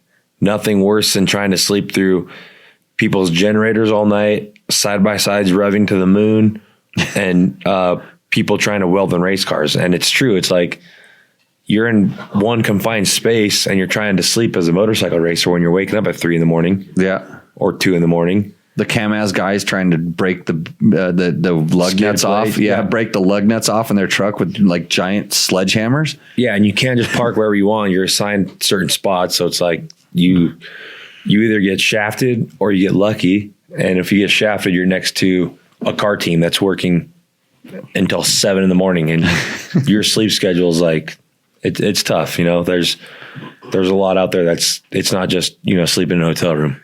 And on this one's it's mattress pad and sleeping bag on the ground, right, on a rug. They put you in like the little bivouac tents, or do you go sleep where the food area is? Where do you guys sleep on marathon stages now, or do you still sleep in your tents? This year we have to go bring our own tent and sleeping bag. Oh, really? Yeah. Getting back to the old days. I only had to do that for like 20 days in a row. Wow. Really? You can't sleep in the motor? You have to put it on the bike with you? No, they'll transport your We stuff. have to put it in the morning in a bag. In a bag, yeah. They give you a little sack. You're not sleeping in a motorhome. No, we sleep in a motorhome. Most of the time they sleep in motorhomes. When they're on their We got any other questions over there? Yeah, we do. But should we do Rooster Endo? Oh, Well, like a commercial break in Rooster Endo? let's do a commercial break. Yeah. I need to get a water. Definitely. Okay. All right. I need to go See to you bed. guys in Jimmy's 3 working minutes. us too hard. Since 2009, Seat Concepts has been dedicated to making the best aftermarket seats. More comfort, more grip, more riding. For 10 years, we've continued to raise the bar. Innovation and American craftsmanship make Seat Concepts the world-leading manufacturer of power sports seats.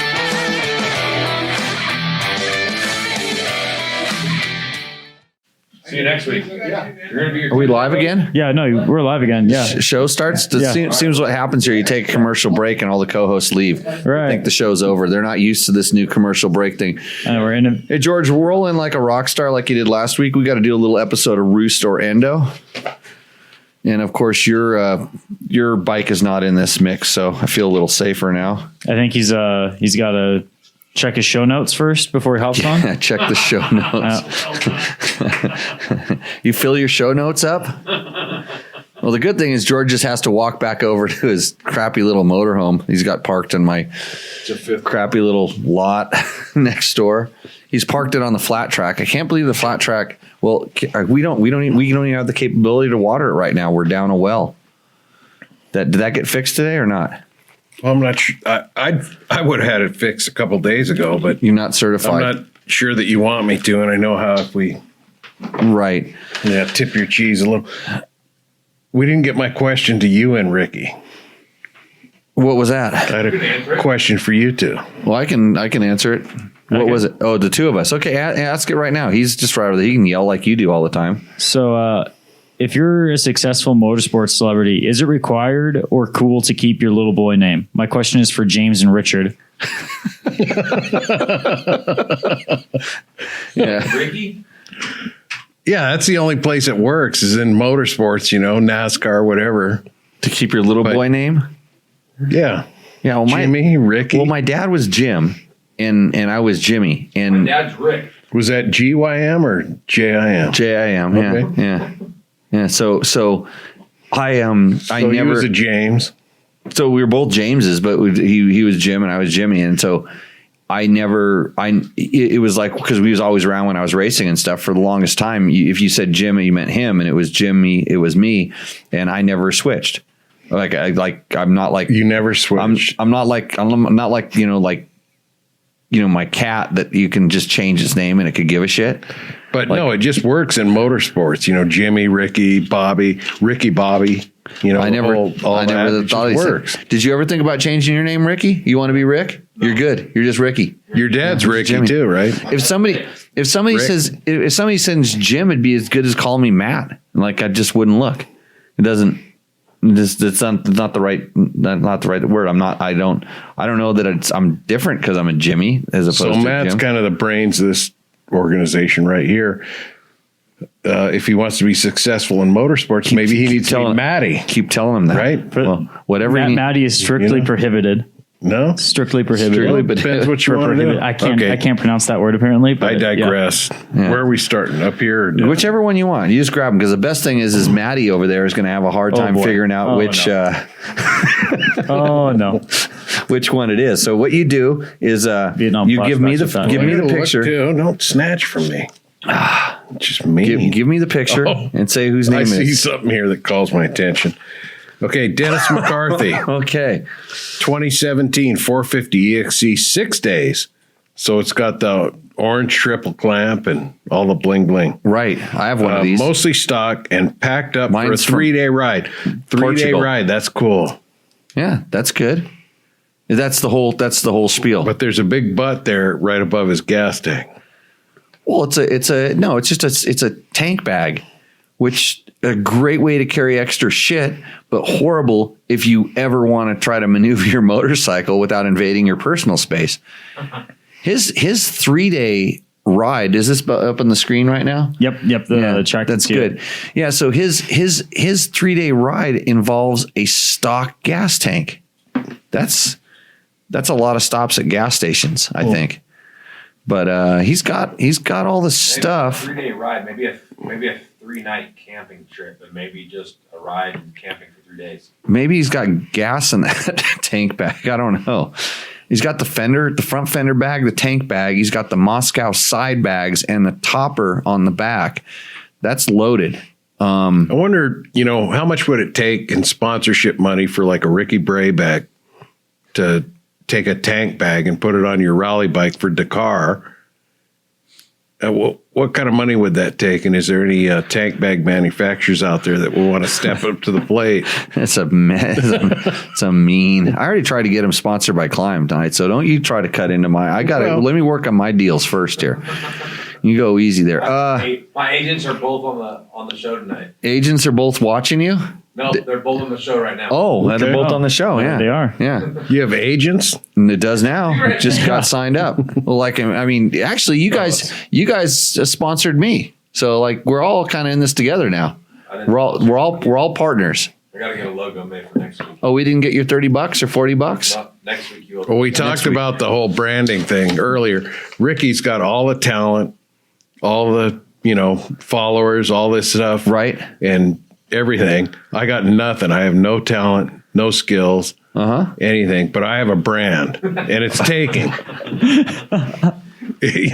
I think my brand goes farther than rickybarbeck.com. It goes, your brand goes just as far as your wallet will take it. So back to the bike, to, what's our friend's name here? Dennis McCarthy. 17 450 EXC 6 days. I have a 500 EXC-F. Right. And he has that was the one with the weep. Mostly stock, packed up for. I give a lot of respect for packed up for 3-day ride. Yeah, he's got Moscow Gear, who doesn't sponsor you, but I like their gear a lot. Yeah, I mean they seem like they seem a little like heavy. It seems like they make okay stuff. I don't have any experience with it. They tried to buy Heather. They tried to buy her off. It's good stuff. Yeah, she wouldn't go. I've got every piece that they ever made. You do? Pretty much. Yeah. Oh, you mean like bags and stuff? Yeah. Yeah. So I think, well, let's see. But he's packed for a 3-day ride. That's got to carry some creds. You know what's funny is I see through all of this. I see it looks like a seat concept seat. Oh, if I look closely, I'm gonna. That is. I'm gonna enhance. It looks like it. It really does look like the you're gonna pin it up there on the roof side. Just a shill. I know that is a seat concept seat. Yeah, it's the suede one. It's the suede one. Those are my favorite. He should get the taller one because it's more comfortable. But that's a good seat. He's got the Moscow. Bike. I think these are 40-liter bags. It doesn't matter. He's going for 3 days. Loop tank bag. Just you don't get to talk about it. Pin it up there and get me another bike. We're trying to get through this show before tomorrow. Other way, yeah. It goes up there on the roof side. Audience? Yeah, you can't hear the audience. Just put it wherever it needs to go. Yeah, so I give him lots of street creds for at least he's riding it for 3 days. We thought. That's good. Oh, it's funny. I heard a bike going. That's the neighbor that rides the cruiser in and out here because I heard it going chuff, chuff, chuff. And I'm like, who's riding Ricky's bike around? Next question. What do we got here? Oh, I see that. You will. It's like the bike you just sold. No, I didn't sell one of these. I have one of these. Well, actually, Heather won't let me sell it. Kyle Thorburn, 2000 XR 650R in good nick. So this guy's Nick. I'm Brett. That's British or Australian? Good nick with the following tweaks. HRC exhaust tip. So that's friendly, huh?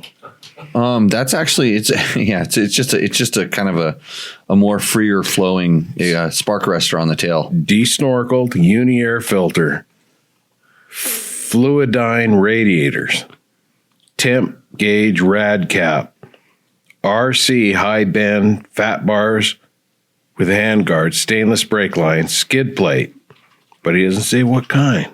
Skid plate's pretty broad. Skid plate, yeah. Anyway, shark fin. Right. Nomadic rack with toolkit. Mm-hmm. So what's that? I think that's just on the tail or is it underneath? It's the tail rack on the back. CRG blindside mirror. That's probably that little thing. Double Take makes one just like it, but yeah. Garmin GPS. Should have a Trail Tech. A Cherby headlight with 55 watt bulb mod. That's nice, but that's in today's technology. That's pretty low light. That's candlelight. Two candles. Two candles up front. Yeah, he went from 135 to a 255. Got it. Gripper seat cover. Stock rear spring works nice for my size. 6 foot 170 with gear. Skinny dude. Though I upgraded the fork to some .44 Race Tech springs. Mm-hmm. Stock headers make nice torque, and the HRC tip doesn't need to be repacked. Smiley face. Yep. rocking the Equilibrium tire after reading the dirt bike test review. That should be a bell. This thing was kind of funny because it started sliding down the scale, And that just bumped it up. It just definitely got bumped up there. That was probably a flick, not a bump. That's a Kenda Equilibrium there. What's he got on the front? Because it doesn't look like a Kenda to me. Coming from ripping Trackmasters. Oh, Wait, hold on. Yeah. And Parker DTs over the years, and am stoked. So I guess he's pretty happy with the Equilibrium. Yeah, he's a Kenda guy in the back at least. Which I thought that was pretty funny because, on the sand track in the school and everything, most of the bikes, the instructors or everybody who was on were like the Equilibrium in the sand. Yeah, they work fine. Yeah, it's like bring on a paddle tire. No. Right. Ride on an even spread of wide open logging roads down to single track and pleased with the added traction on the route and rock at 150 at less than 15 psi. So a lot of that last part was just about the Equilibrium. He's really hard. He's really proud of that. Yeah, which is cool. Tire's good. Unfortunately, you have to kickstart this beast. You can look at it here. You have to I'll put the pin in it for you there. You have to kickstart that beast. That is the worst thing about that bike. I'm gonna. You know what? He didn't mention that he painted the side covers black. He painted the engine. Yeah, he painted the engine. Gave it a little dark look on it. I like that bike. That's a good bike. I think it's a little above the last one, isn't it? No, it's what was the last? Well, one? yeah, no, it's about the same. Equal to, close to it. Okay. You want another?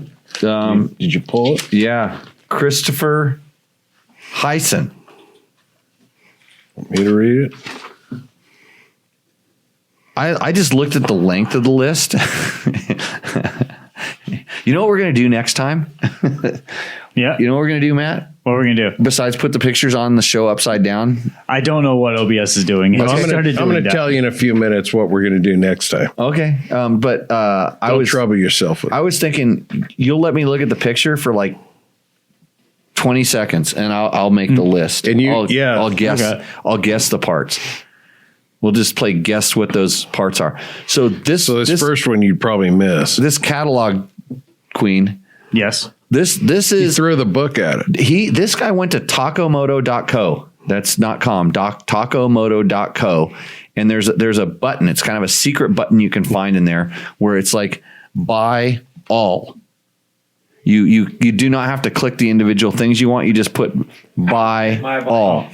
And then you get everything. And I'm pretty sure that this has.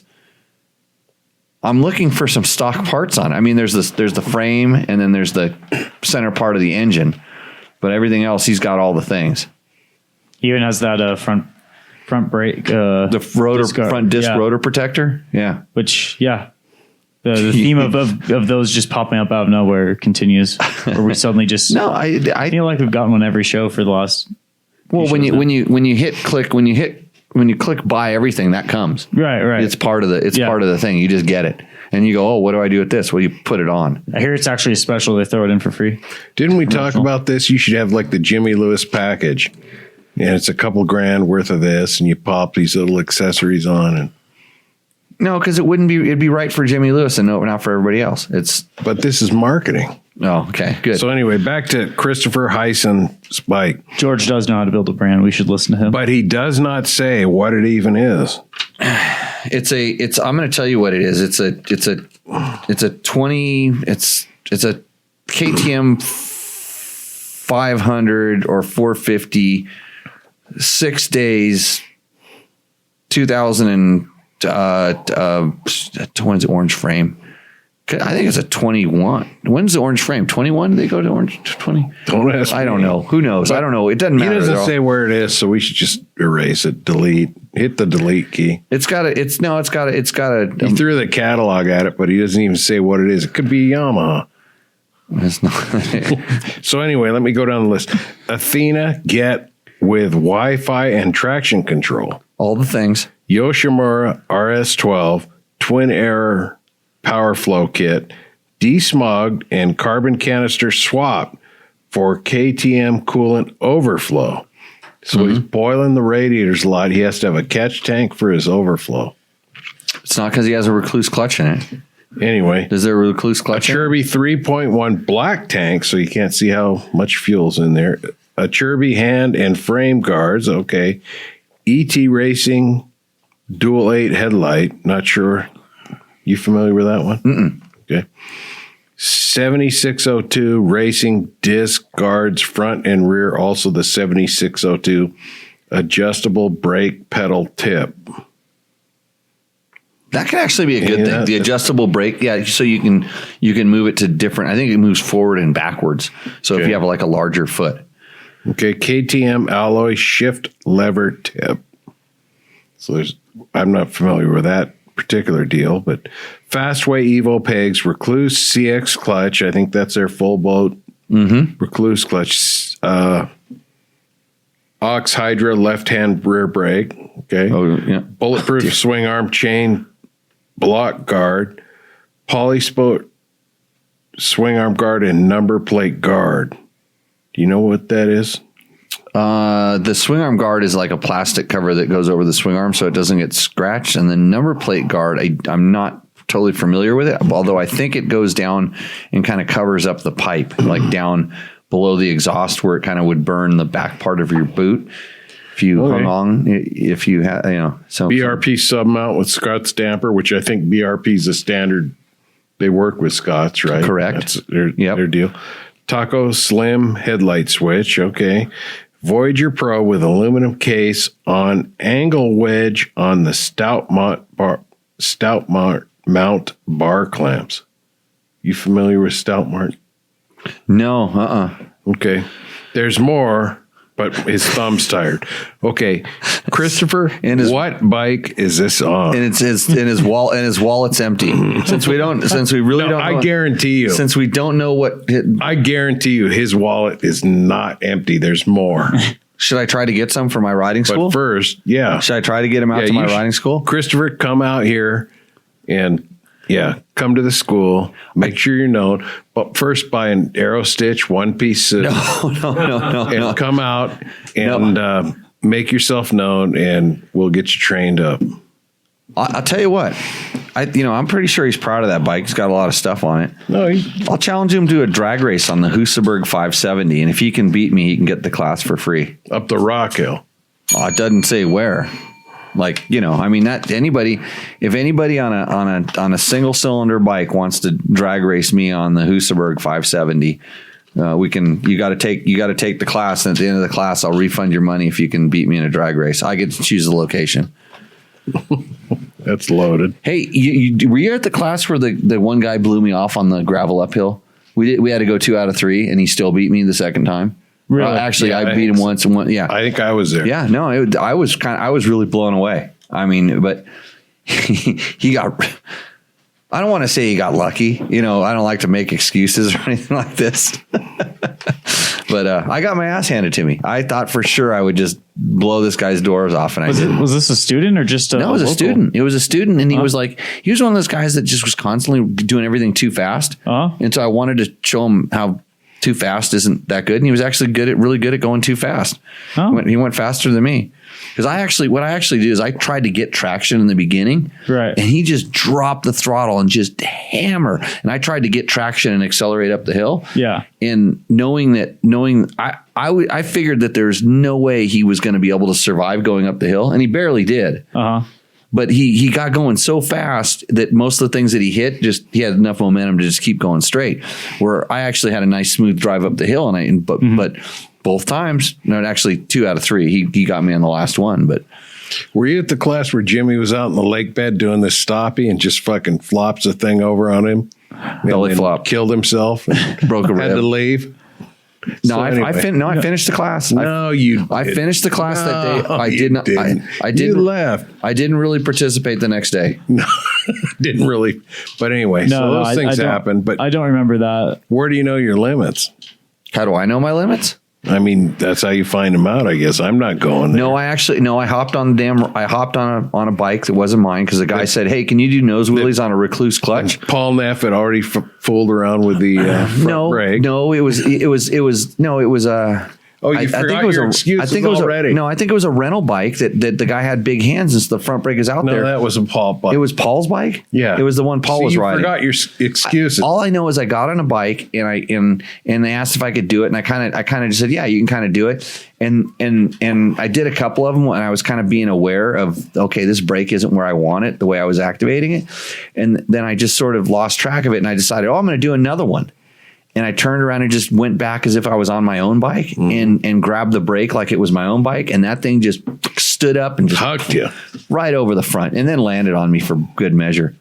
So, yeah, it happens. It happens. I do but I will stuff say all this, the time. Nobody, braking, you're proud of your braking. Yes. But nobody has your clutch control. Yeah, they do. No. Yeah, I mean, there's a lot of people that do. No, they don't. Yeah. Anyway, Brandon Walsh, 2004 Honda CR 250. Factory connection, 49 millimeter, A-kit forks, and rear shock. Tell us about that. You know anything about that? That's just he's got some high-end suspension. It's a lot of trick coatings, and is it better than stock for most guys? Not unless you get it valved for you. Let's assume for him it is. That's a nice setup. Those are good parts. Port job, high compression head, running 110 octane, which, with octane stuff, if it's not knocking, pre-detonating, do you really need a higher octane? No. There's this myth that, I'll put, the 110 and it's going to go faster. Is there anything? You're starting to sound like me. You're just beating up on everything this guy does to this guy's bike. I mean, hey, I'll tell you what. So octane for me, changes the throttle response. It changes the way that the power delivery is. And I do not like higher octane fuels. I don't like the way that they make the bike respond. They get kind of lean and kind of the throttle response gets really light. I like to call it light, but almost too responsive. And then I don't like the way they decelerate on the higher octane fuel. Because my school of thought from power mechanics, 7th grade, whatever, was if it wasn't spark knocking, you didn't need a higher octane. But then I learned later too. Was that on the Model A or the Model T? No, come on, man. But if you could advance the timing and put higher octane in there, and it wouldn't knock, with the points, you could really put some juice to the ground. Yeah. But basically, if you got a bike that's running fine at whatever 91 octane, and you throw 100 octane, there's nothing in there. Right? Piped, ported, and high compression cylinder. So anyway, he's good. That was a side deal. So anyway, he runs that. PC Works header with 304 Shorty. Yep. Who's 304 Shorty? That's a muffler. Okay. Yep. Core steel braided brake lines. Okay, I've heard different things about the brake feel. The braided brake lines don't expand. Mm-hmm. Usually a more solid feel. Yes. Okay. On most bikes most bikes that cost down with rubber lines, I can feel it. Okay. Oversized disc in the front. Magura hydraulic clutch. ODI podium flight bars. You know anything about those? They're just different handlebars. Okay. Yeah. Some oversized pegs. Fine. I know I'm forgetting stuff, but looks like there's Ride Engineering triple clamps on this thing. I'm not sure, but it looks like he has. This bike really looks a lot like a. It's got some. It looks like it has the hubs look like they're red. I can't really tell from the picture, but they look like they're red, like the factory hubs. This bike looks like a really nice bike. And what's his name? Brandon Walsh. So let me listen. And Brandon set his bike on a brick. This is a really nice motorcycle, and he stood it up on a brick. At least you could go get a milk crate. Hold on. Oh, wait. The last two bullets. I thought we were done. I know I'm forgetting stuff, but not too bad for being old enough to have a driver's license. And then the last bullet is don't mind my pro-style bike stand. Nothing wrong with that. Okay, don't mind it. No, I won't mind it. Except it's so distracting. That's kind of a cool factor. It's so distracting from a. Well, I mean, so maybe he's all of his hard-earned pennies are put into his cherry bike, which is it's a really nice motorcycle, and then he put it on a brick, so it's like sits right in the middle. This is teeter-tottering on. I think the brick gets him like 2 inches. I 2 inches more on the board or 2 inches off the ground. Try changing a tire on a brick. Hey, Jimmy, what's holding up the Rooster Endo board right now? A brick. Yeah. But you can't see it. Yes, you can. What's in the front? What's on the front? I don't know. I didn't set it up today. Yeah, there's a brick in the front. Right. Yep. Okay, here we go. We're moving on. Liam McConnell. Dude, you see this guy's mullet. Good. Liam, is he on live now? I don't know. That would be cool. Hopefully so it is. Liam, chiming in from Australia here. I had one of these bikes. I had a TT350, a Yamaha TT350. So bike in question is my old man's custom build. The base is a 96 TTR 250 with a 350 barrel kit in the UK. Oh, you know what's funny? This is the fifth. Don't interrupt me. I got to tell you a story. Wait, no. Go ahead. Don't interrupt you. This is the fifth one made, only one in Australia. Go ahead, Jimmy. I know I've just totally derailed. I sat there and I said I had a TT350 and then I looked at the motor and I noticed where the electric starter was. And then I'm like, wait a minute, my TT350 did not have an electric starter. And I started just like my whole brain goes like something's wrong. But go ahead. Keep going. I want to reread the last part. Okay.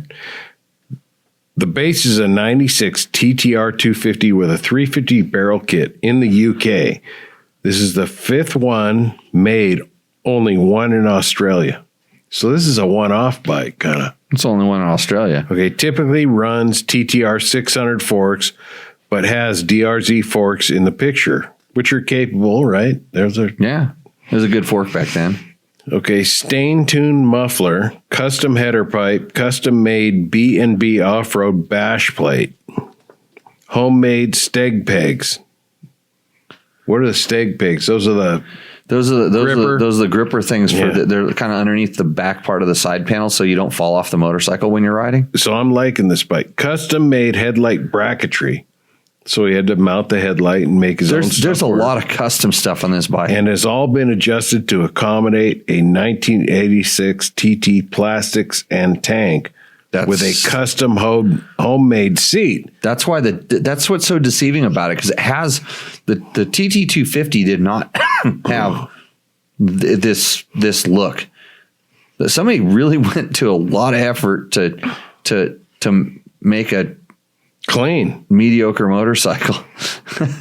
So it's it. Last bullet. This was just before I tried to tackle a 24-hour race. Not a great idea. The week after Australia's second biggest desert race. So you did the second biggest desert race? Yeah. Too? That's a pretty. This guy. Just the background gets him a third of this. You mean board. Him hanging there with his mullet? Yeah, that's a sweet mullet. Because Toby Price has a mullet. I don't think Ricky does he? Ricky kind of has a mohawk mullet. Mohawk mullet. That's just his mohawk. It's more like I was too cheap to pay for the whole haircut kind of thing. Half, and the guy gives up. Yeah, that's good enough. Yeah, that's cool. I like this. I like the craftsmanship on this.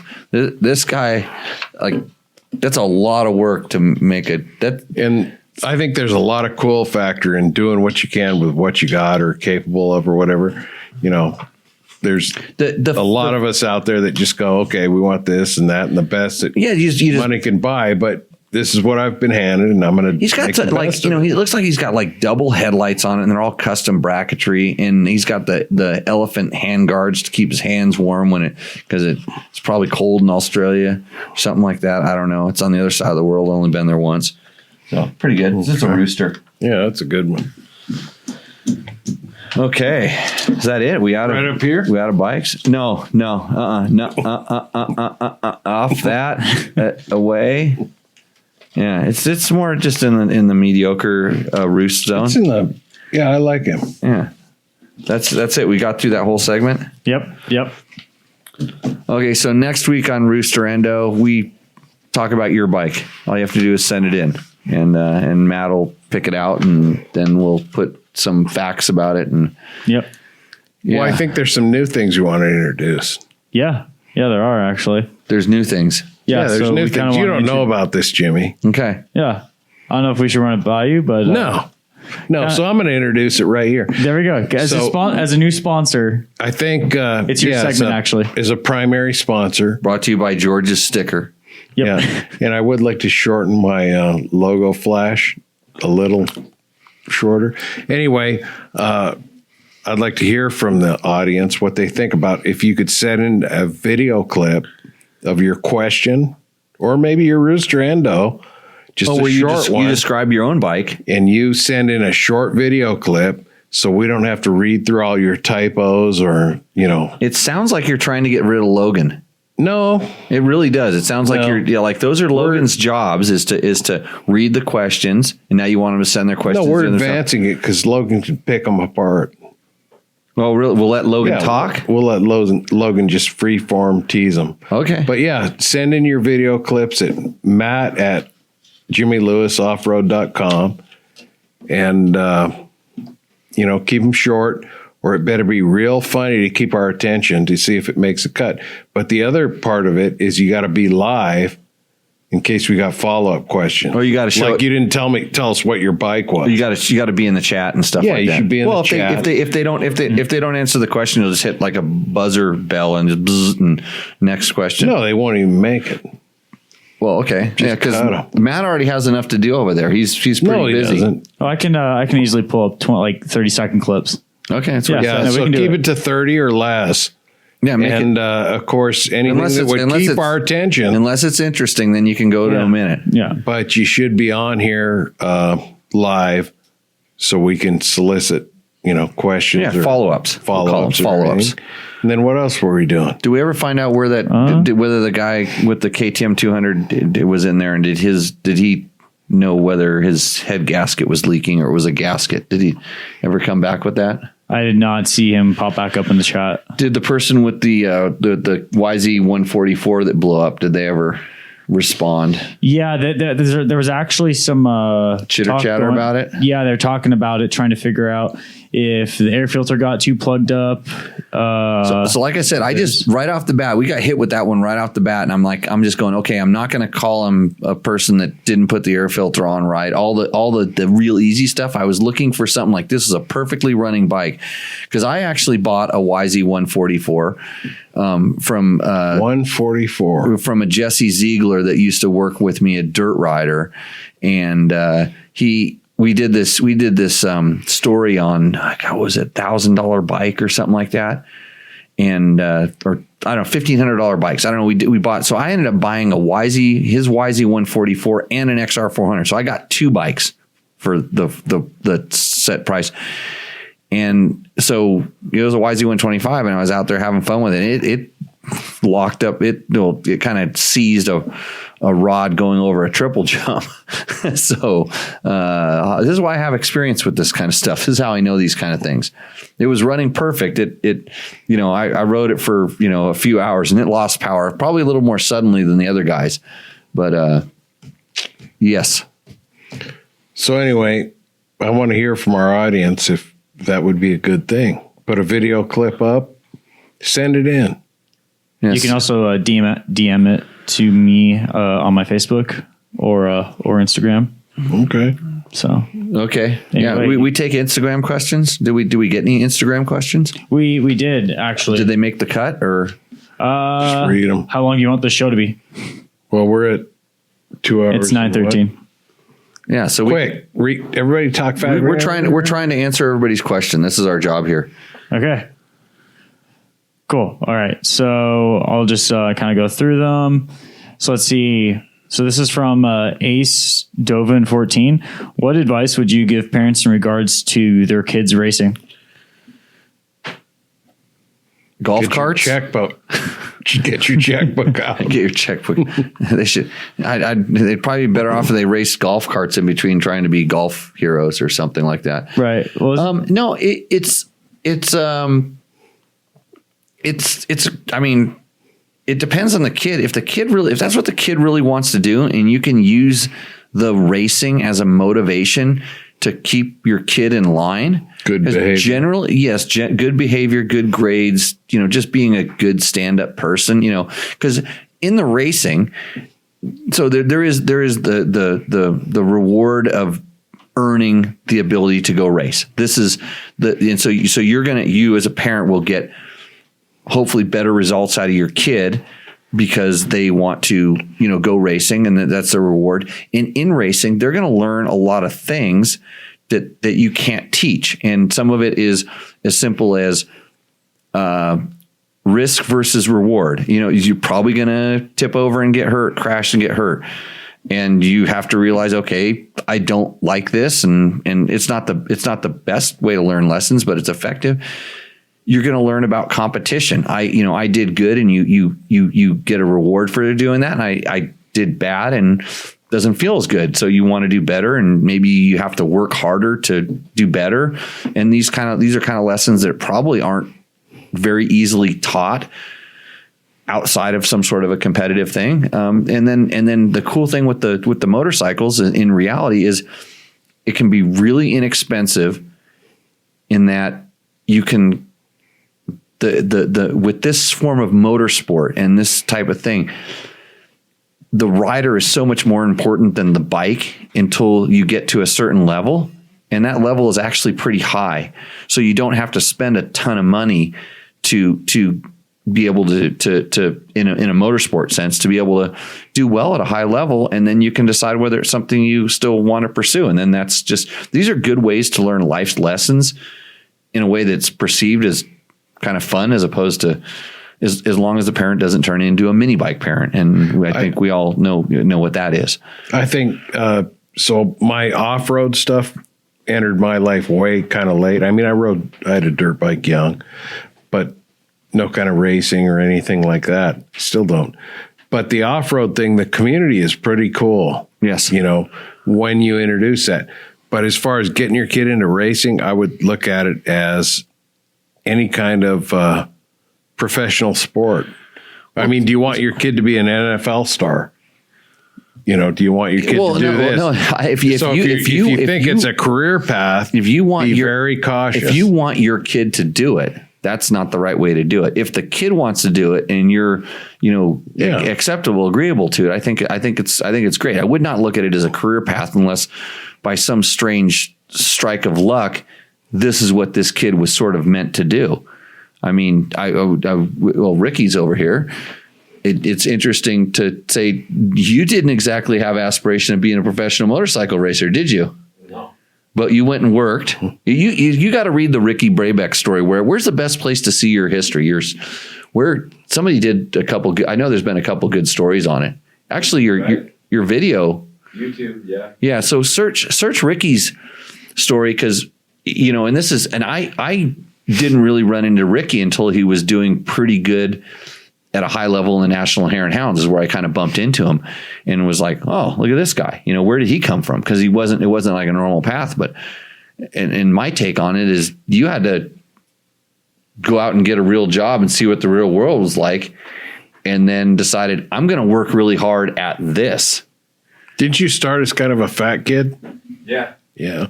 Yeah. Yeah. Kept working. Yep.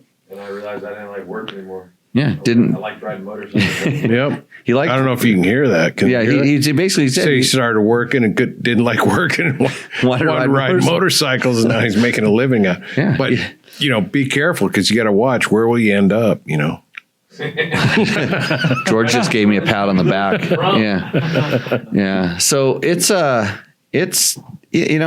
I think it worked for me. That was what I wanted to do. I wanted to race my dirt bike, and I managed to take it to places. And I don't think I was any extra gifted. I probably had the same gifts for playing soccer but you could be a little league mom or dad that's just screaming at all the coaches and doing all that. And it's the same kind of thing at little league level as you are in dirt bikes. Yeah. If he wants to do it, he's going to do it and support him. I would, I don't know. I'm not a parent, but don't get too deep and just fund his success. No, they always got to work for it, and then that makes it more valuable when they do earn it. It wasn't given to them; you have to earn it. But it's like if that's their dream and their ambition, then make them work for it. But you can't. I don't know the exact words for it, but it's you can't hinge everything on the outward success. It's like, how is this? Is it helping the family? Is it helping the growth of the kid? Is it making them just an overall better person? And that's what I would do. And that's the advice from 100 and something years here of non-parenting experience. Yeah, I don't have any. Because of this question, this is why I don't have any kids. I thought you ate them. Didn't you eat them when their bones were soft? No. I'd be the mini bike parent probably or something like that. I don't know what I'd be. You see me how I treat. No, I know how you are with me, and I'm like, I have a cat and I waterboarded it 5 or 7 years older than him, and so okay. Next question. Okay, so from MX Hideout, what's one thing you've learned that you wish you knew about riding off road 10 years ago? I wish I would have come this and is taken. for me. No, it's for me. It's for everyone. I have the same answer. 10 years ago, I wish I took Jimmy Lewis's class a long time ago, because I wish I just made my world better. I wish I taught myself what I know now when I thought I knew this, because I would have been way better at everything I did riding. You said 15, that once. You said, ago. When I was. I had to teach. I was racing, but I really didn't still figure it out until later. Until I rode a twin cylinder rally bike, and I realized, God, I was doing so much stuff wrong, because all of a sudden the bike, I couldn't muscle the bike around. I'm not a big guy to begin with, but I was muscling a motorcycle around. I realized how much faster I could go with finesse. And when I got off the rally bike and got on a small bike, and I'm like, wow, these muscles really work. Boy, if I didn't have to use them, I could go even faster. And come take my class. You'll find out. No, and there's a lot to that. And I even talked about www.jimmylewisoffroad.com. We have classes coming up on November 20th. We have a 2-day class out here in Pahrump, and I promise you will learn at least 30% of the stuff I teach, and you'll wonder why you didn't know that 30%, and then you want to come back and figure out what the other 70% was. And you can get off to a safe introduction to the sport with a beginner class. Yeah, Matt can teach you a beginner class. Send us an email. But no, I was telling that story, and I'm sure you heard it, Matt, when we were on our tour Monday. So we had a little tour, but Monday with a couple of classmates that have done it before. Anyway, we took them on a little ride, and we were talking about it. And I said, I said, Jimmy's training has just changed my world, as far as I'm not a racer, although next week I'll bring my medal in because it dwarfs these little ISDA gold medals. Things. Yeah. You can buy those things on Amazon and stuff too, if you want. Yeah, it looks like it, Anyway, I'll bring in my gold medal and talk about that. But no, are you going to be here next week? I don't know. I don't know what I got. The weeds will probably, if it rains out here, the weeds will start growing, and I need you to stick around because I can't get any of the kids the Jimmy Lewis training just changed my world as far as just putting along, doing my trail riding stuff. Have we done faster? Have we done a Better Rider podcast with him yet? That should be on the agenda. Yeah, we should get that. Betta, is that BETTA? Better, BETTER, Better Rider. No, I think it should be TTA. But anyway, no. Next Instagram question. See, he gets uncomfortable because I'm truly thankful for what I've learned. He's going to want to put his arm around me and hug. No, I won't. I wouldn't do that. Okay. I have to switch scenes when you guys start kissing here. All right. So from Ro and Frez, I don't know. You sound like me pronouncing a name. Yeah, exactly. So I think this is actually meant for Ricky. How much does your works bike weigh? I have no idea. Whatever the weight limit is for that 450 class and rally now, it's 1 pound over it.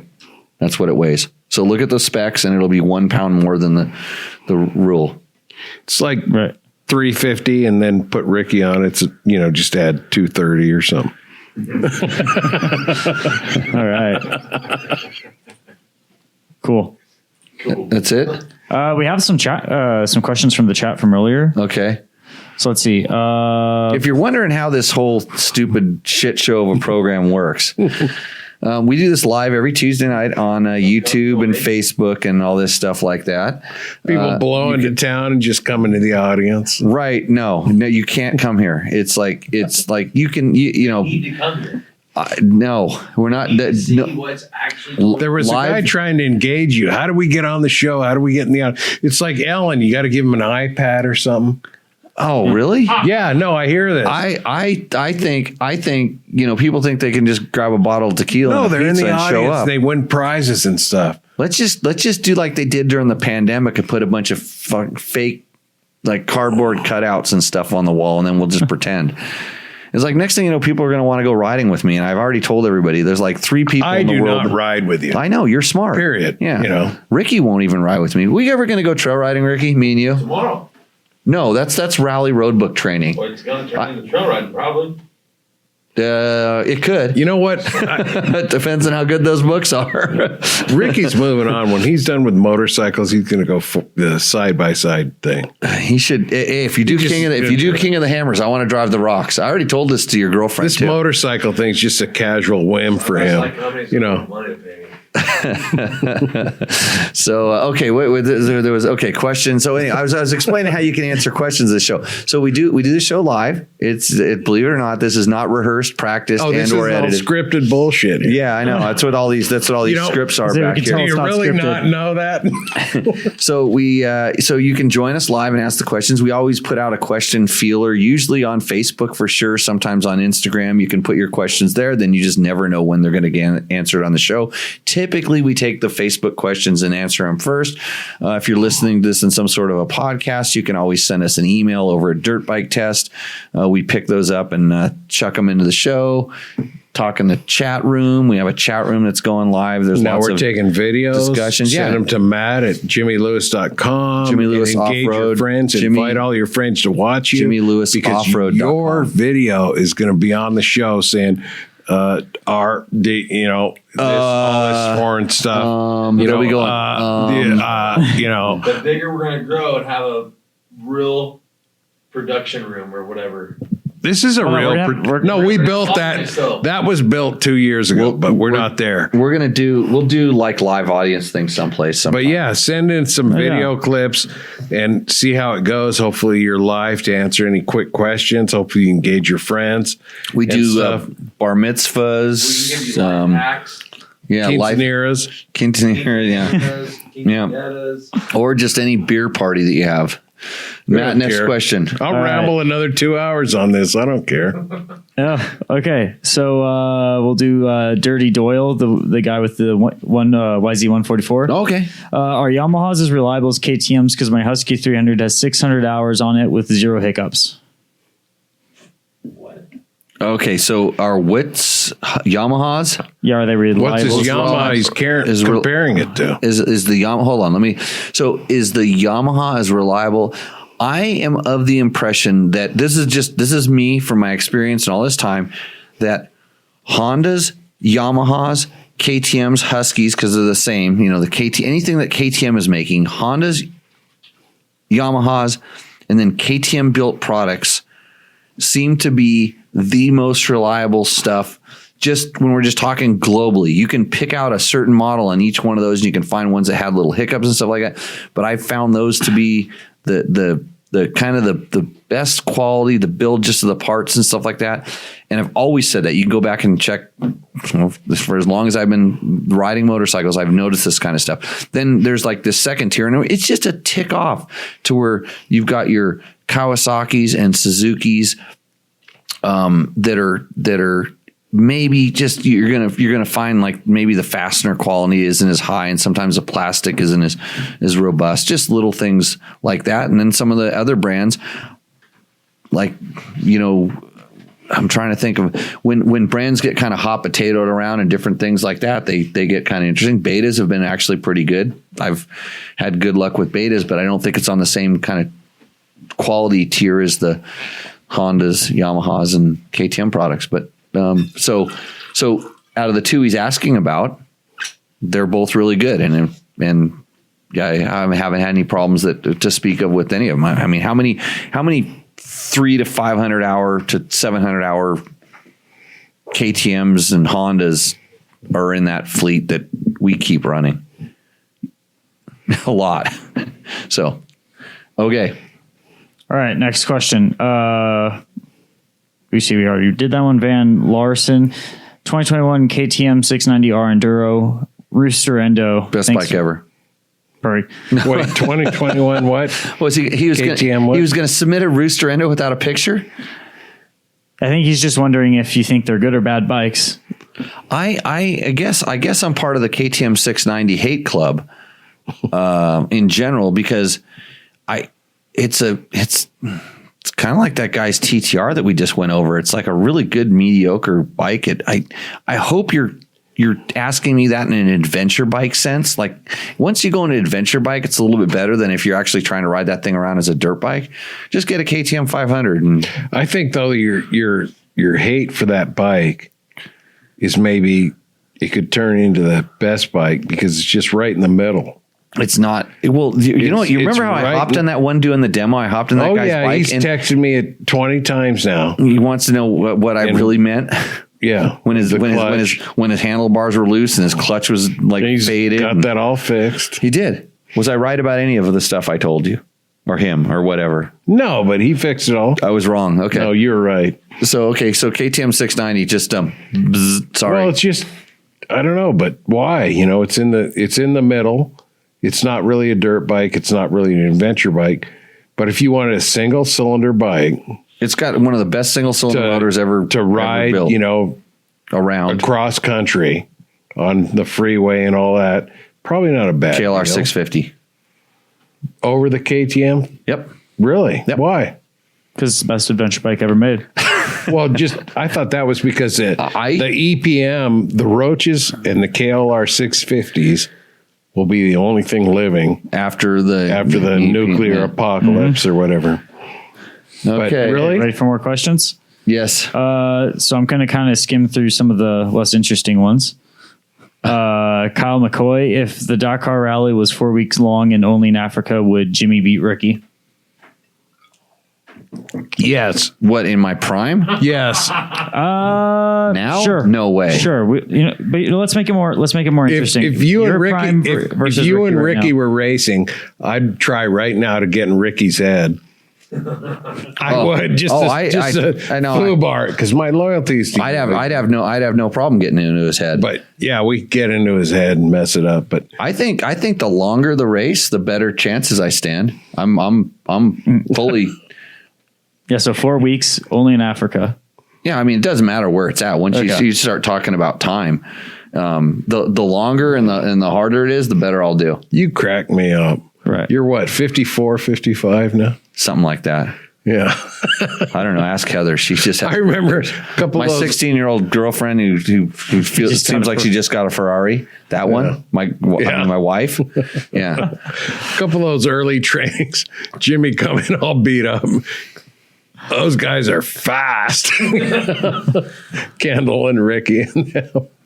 But anyway. I'll outlast him. So, I actually Ricky forgot to eat some days, and then I'd just be laughing at him the other day. He's like, you remember that? Well, actually, I quit some of those days too. You could beat him if I got in his head and we screwed with his nutrition a little, made him sleep in Megla's toxic rat-infested gas chamber. You sleep outside.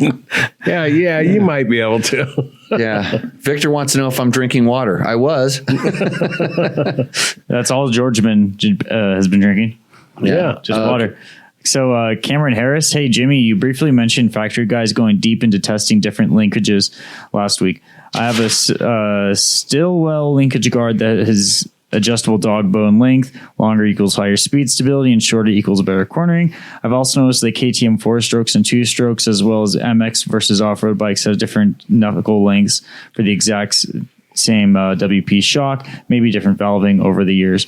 Could you go into a bit of detail on the effect that dog bone and knuckles have on suspension characteristics? So you know what? Words or less. Me, Mr. I don't know anything. Right. But what I was hearing in there is he's talking shorter length, so higher in the back, right? Pulls it up. Higher in the back. Fork is more sharper, so it steers quicker. We're talking about just the actual length of the ride at a neutral position, but the shorter and longer. It's a series of pivot points that move, and when you change the length of the rod, it not only changes typically where the bike sits, so you usually have to adjust the spring preload as well to get the bike. Because if you just change the length, it like I said, it jacks it up or down, but then you want a certain height. But it also changes the leverage ratio on the way it activates the shock. And so it depends on where the center point of the linkage is. In other words, like whether it's over center or under center, so that it could be flatter in the beginning and ramp up and become more progressive, or it could be more progressive in the beginning. And so easy there, George. George must be drinking water that upsets his throat. Yeah. No, it's Rebel water. So there's all kinds of stuff you can do with the linkage, and that's the advantage of it for tuning, and based on, when they want bikes to kind of like, squat into a certain part of the stroke and hold up, or become more progressive, for bottoming resistance, or less progressive for a more consistent shock feel. There's all kinds of stuff that goes on there.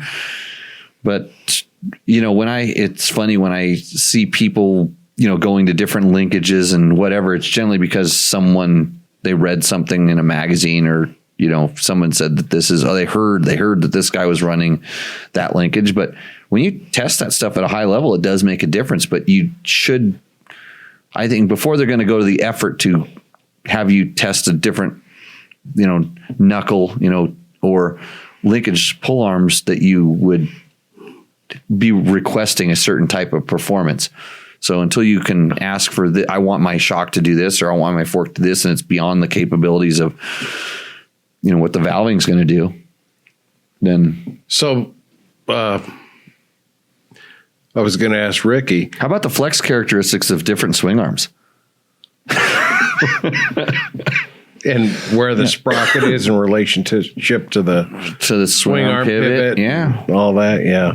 There's a lot of stuff drilling holes in your engine mounts, or buying different engine mounts. So Ricky's doing suspension testing, right? It's coming up next week. Yeah. So I'm curious. Hey, if you keep it up, you're going to scare him away, and he won't come back and guest host next week. We still got a bunch of viewers.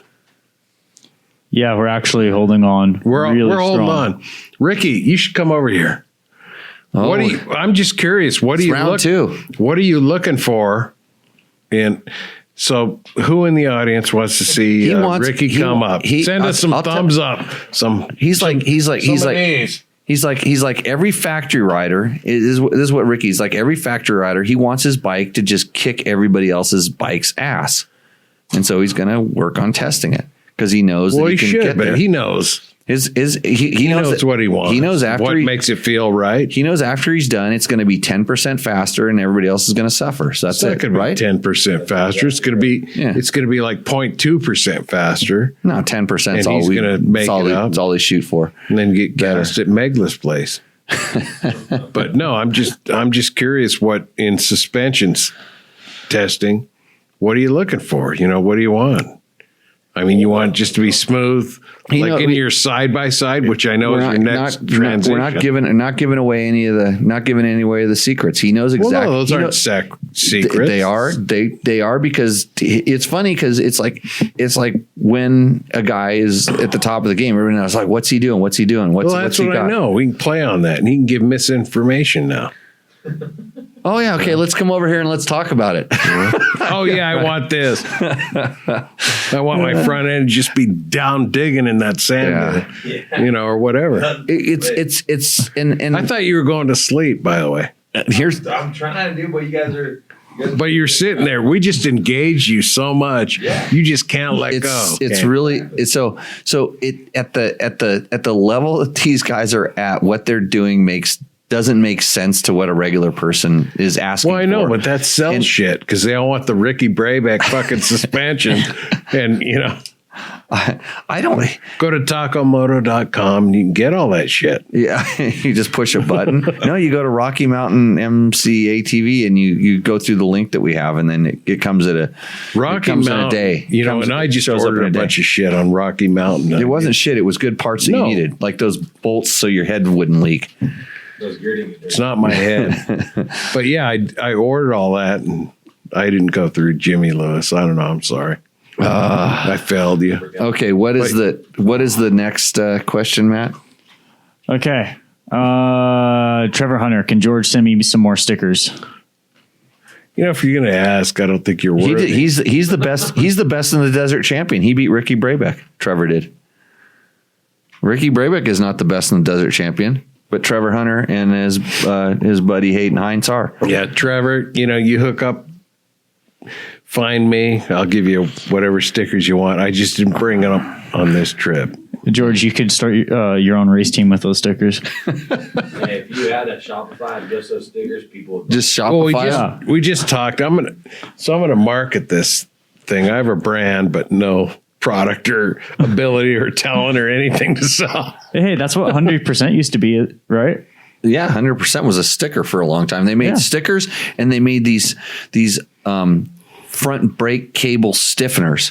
So it was a piece that you put over your front brake. This is what I remember it being back in like the early 80s. It was a cable stiffener, so your cable wouldn't get all floppy when they first started having, disc brakes and even drum brakes back in the day. So your cable wouldn't go into your wheel and stuff like that. So that was Are we going to do like a 24-hour? A fourth hour of this show? Let's No. do a 24-hour. Come on. Well, we're only 20 minutes away from 3 hours, so. Really? We can do 3. Yeah, it's 9:40. George is getting excited. I know. No, I'm not. Okay. Okay. But I'm good. Let's see. So San Felipe Bob, Magic Danny Hamill rear shock. I rode that rear shock. It was freaking horrible. So not Magic. What was the deal? Or is it- For Danny Hamill, it was magic. For me, it was Explain yourself. So His bike's right here in, what's the town here? Henderson? South of, Boulder City. That's where his dad lives. no. Isn't his race bike in the in Herb's place? Oh, it might be in one of the.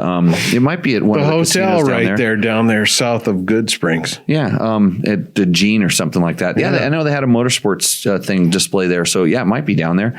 I rode both. I was his partner on a KTM, and it was through Bones at Pro Circuit. He had a very, very unique shock setup that was frankly horrifying for me to ride. And so we, because we were going to be teammates and I didn't want to ride his bike because it was going to kill me. We actually tried to come to some sort of compromise, and there was no way that we were ever going to even get close to something. So it just got to the point where Compromise with Jimmy. I did, because he was way faster than me. I was like, my job was just to get on the bike and not crash it and bring it back to him.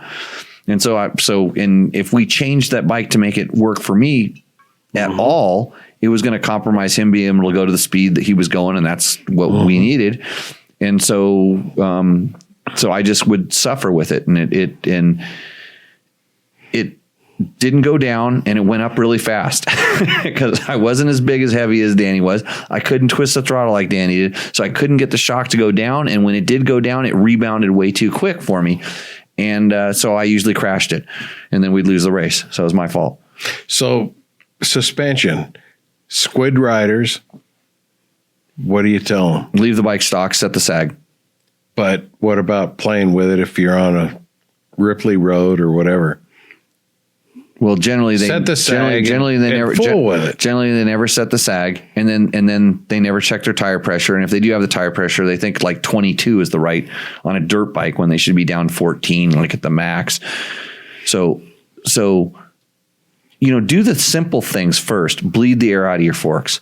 Make sure that your forks aren't bound so your suspension goes up and down. These are the things that I'd say 80% of the time I ever run into, ordinary people that ask logical questions about, hey, my suspension doesn't work. And then I can just point, like, I was standing there in the class this weekend and we looked at the guy's bike and I said, yeah, do you want those fork lug bolts on your bike, or are you doing that for lightweight, So, and then we found out the axles weren't tight anyway. So it was even worse, but this kind of stuff happens. So it's a lot of times there's not some like I got to take it off and send it to the suspension guy. When everything else is set up the way it's supposed to be, and generally your manual is a really good baseline to set the clickers to stock. And then if your bike's more than 20 hours, 30 hours old, get the suspension serviced. Put it back on. Make sure that everything's moving, working like it's supposed to. So that was pretty funny because once I remember this. That was a nugget, Matt. Yeah, it was. That was a nugget. Like my suspension doesn't work. That's step one right there. And so I'm texting Jimmy because I have access, back and forth for like 20 minutes about suspension setup and everything. And you said, this is all in your manual. and I read it and I'm like, yeah, it is. And I set it all up, tweak it and everything. It is in your manual. It does tell you stuff. And even a brand like KTM, even like Hondas and Yamahas, a lot of times they have they have a comfort setting and a standard setting and an aggressive setting or stiff or whatever. And they'll give you some of these guidelines, but try those first because they're usually, the KTM ones are so simple. It's kind of funny because it's just like soft is like 5 clicks out on everything. And it's like, it's not rocket science, but at that point you can say, okay, I like the comfort better than I like the soft. Soft actually, made it feel like this. And most of the time when I go to a softer setting, it makes the bike feel stiffer because it packs into the mid stroke. And so, yeah, it's more supple, but it also packs and then gets stiffer. So I end up going stiffer to make it softer, but your brain doesn't lie to you when you feel certain things. So, and that's why the clickers go both ways. Try it. But most people do not touch those. They really don't. They don't fool with them. No. They just send it off with, $1,000 and call it. Hey, Birmingham's on. Hey, Birmingham and Mark, you missed out. We just went on a 690 tirade.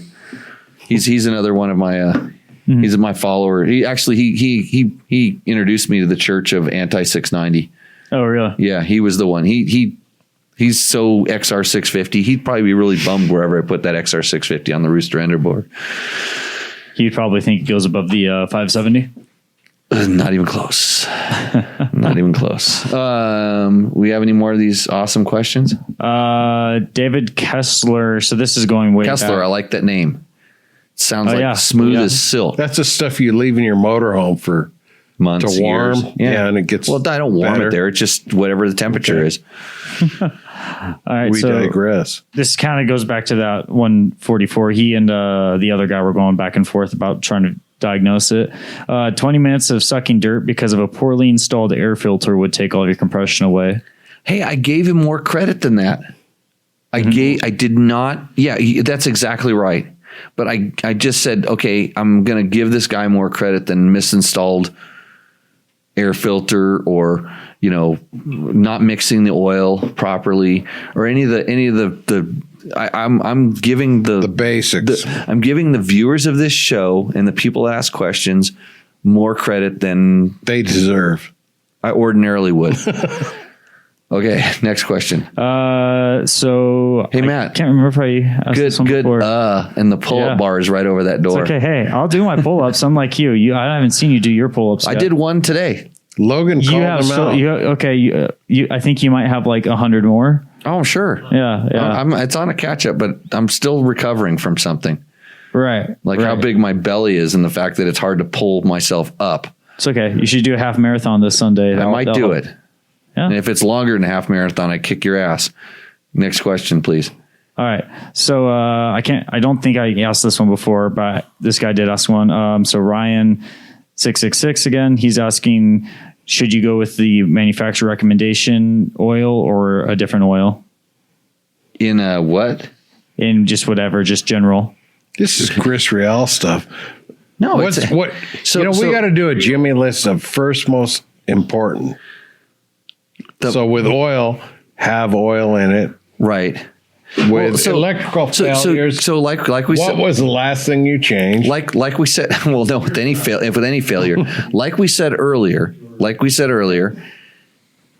that you can't go wrong with the manufacturer recommended oil, nor the capacity, nor any of the stuff that the manufacturer puts in the manual. Generally, those are really good guidelines to go by, and you're not going to go wrong. So I hope we're wrapping this up. Yeah, that was the last question. And I needed to be wearing some Scott goggles for all this. Yeah. Okay. Yeah, just a. It's kind of like getting. How many? Who's watching now? 3 hours? Probably your brother and all of his 3 friends. hours? No, we're not gonna. No. We were 12 minutes away from 3 hours, and I got maybe 2 more minutes in me.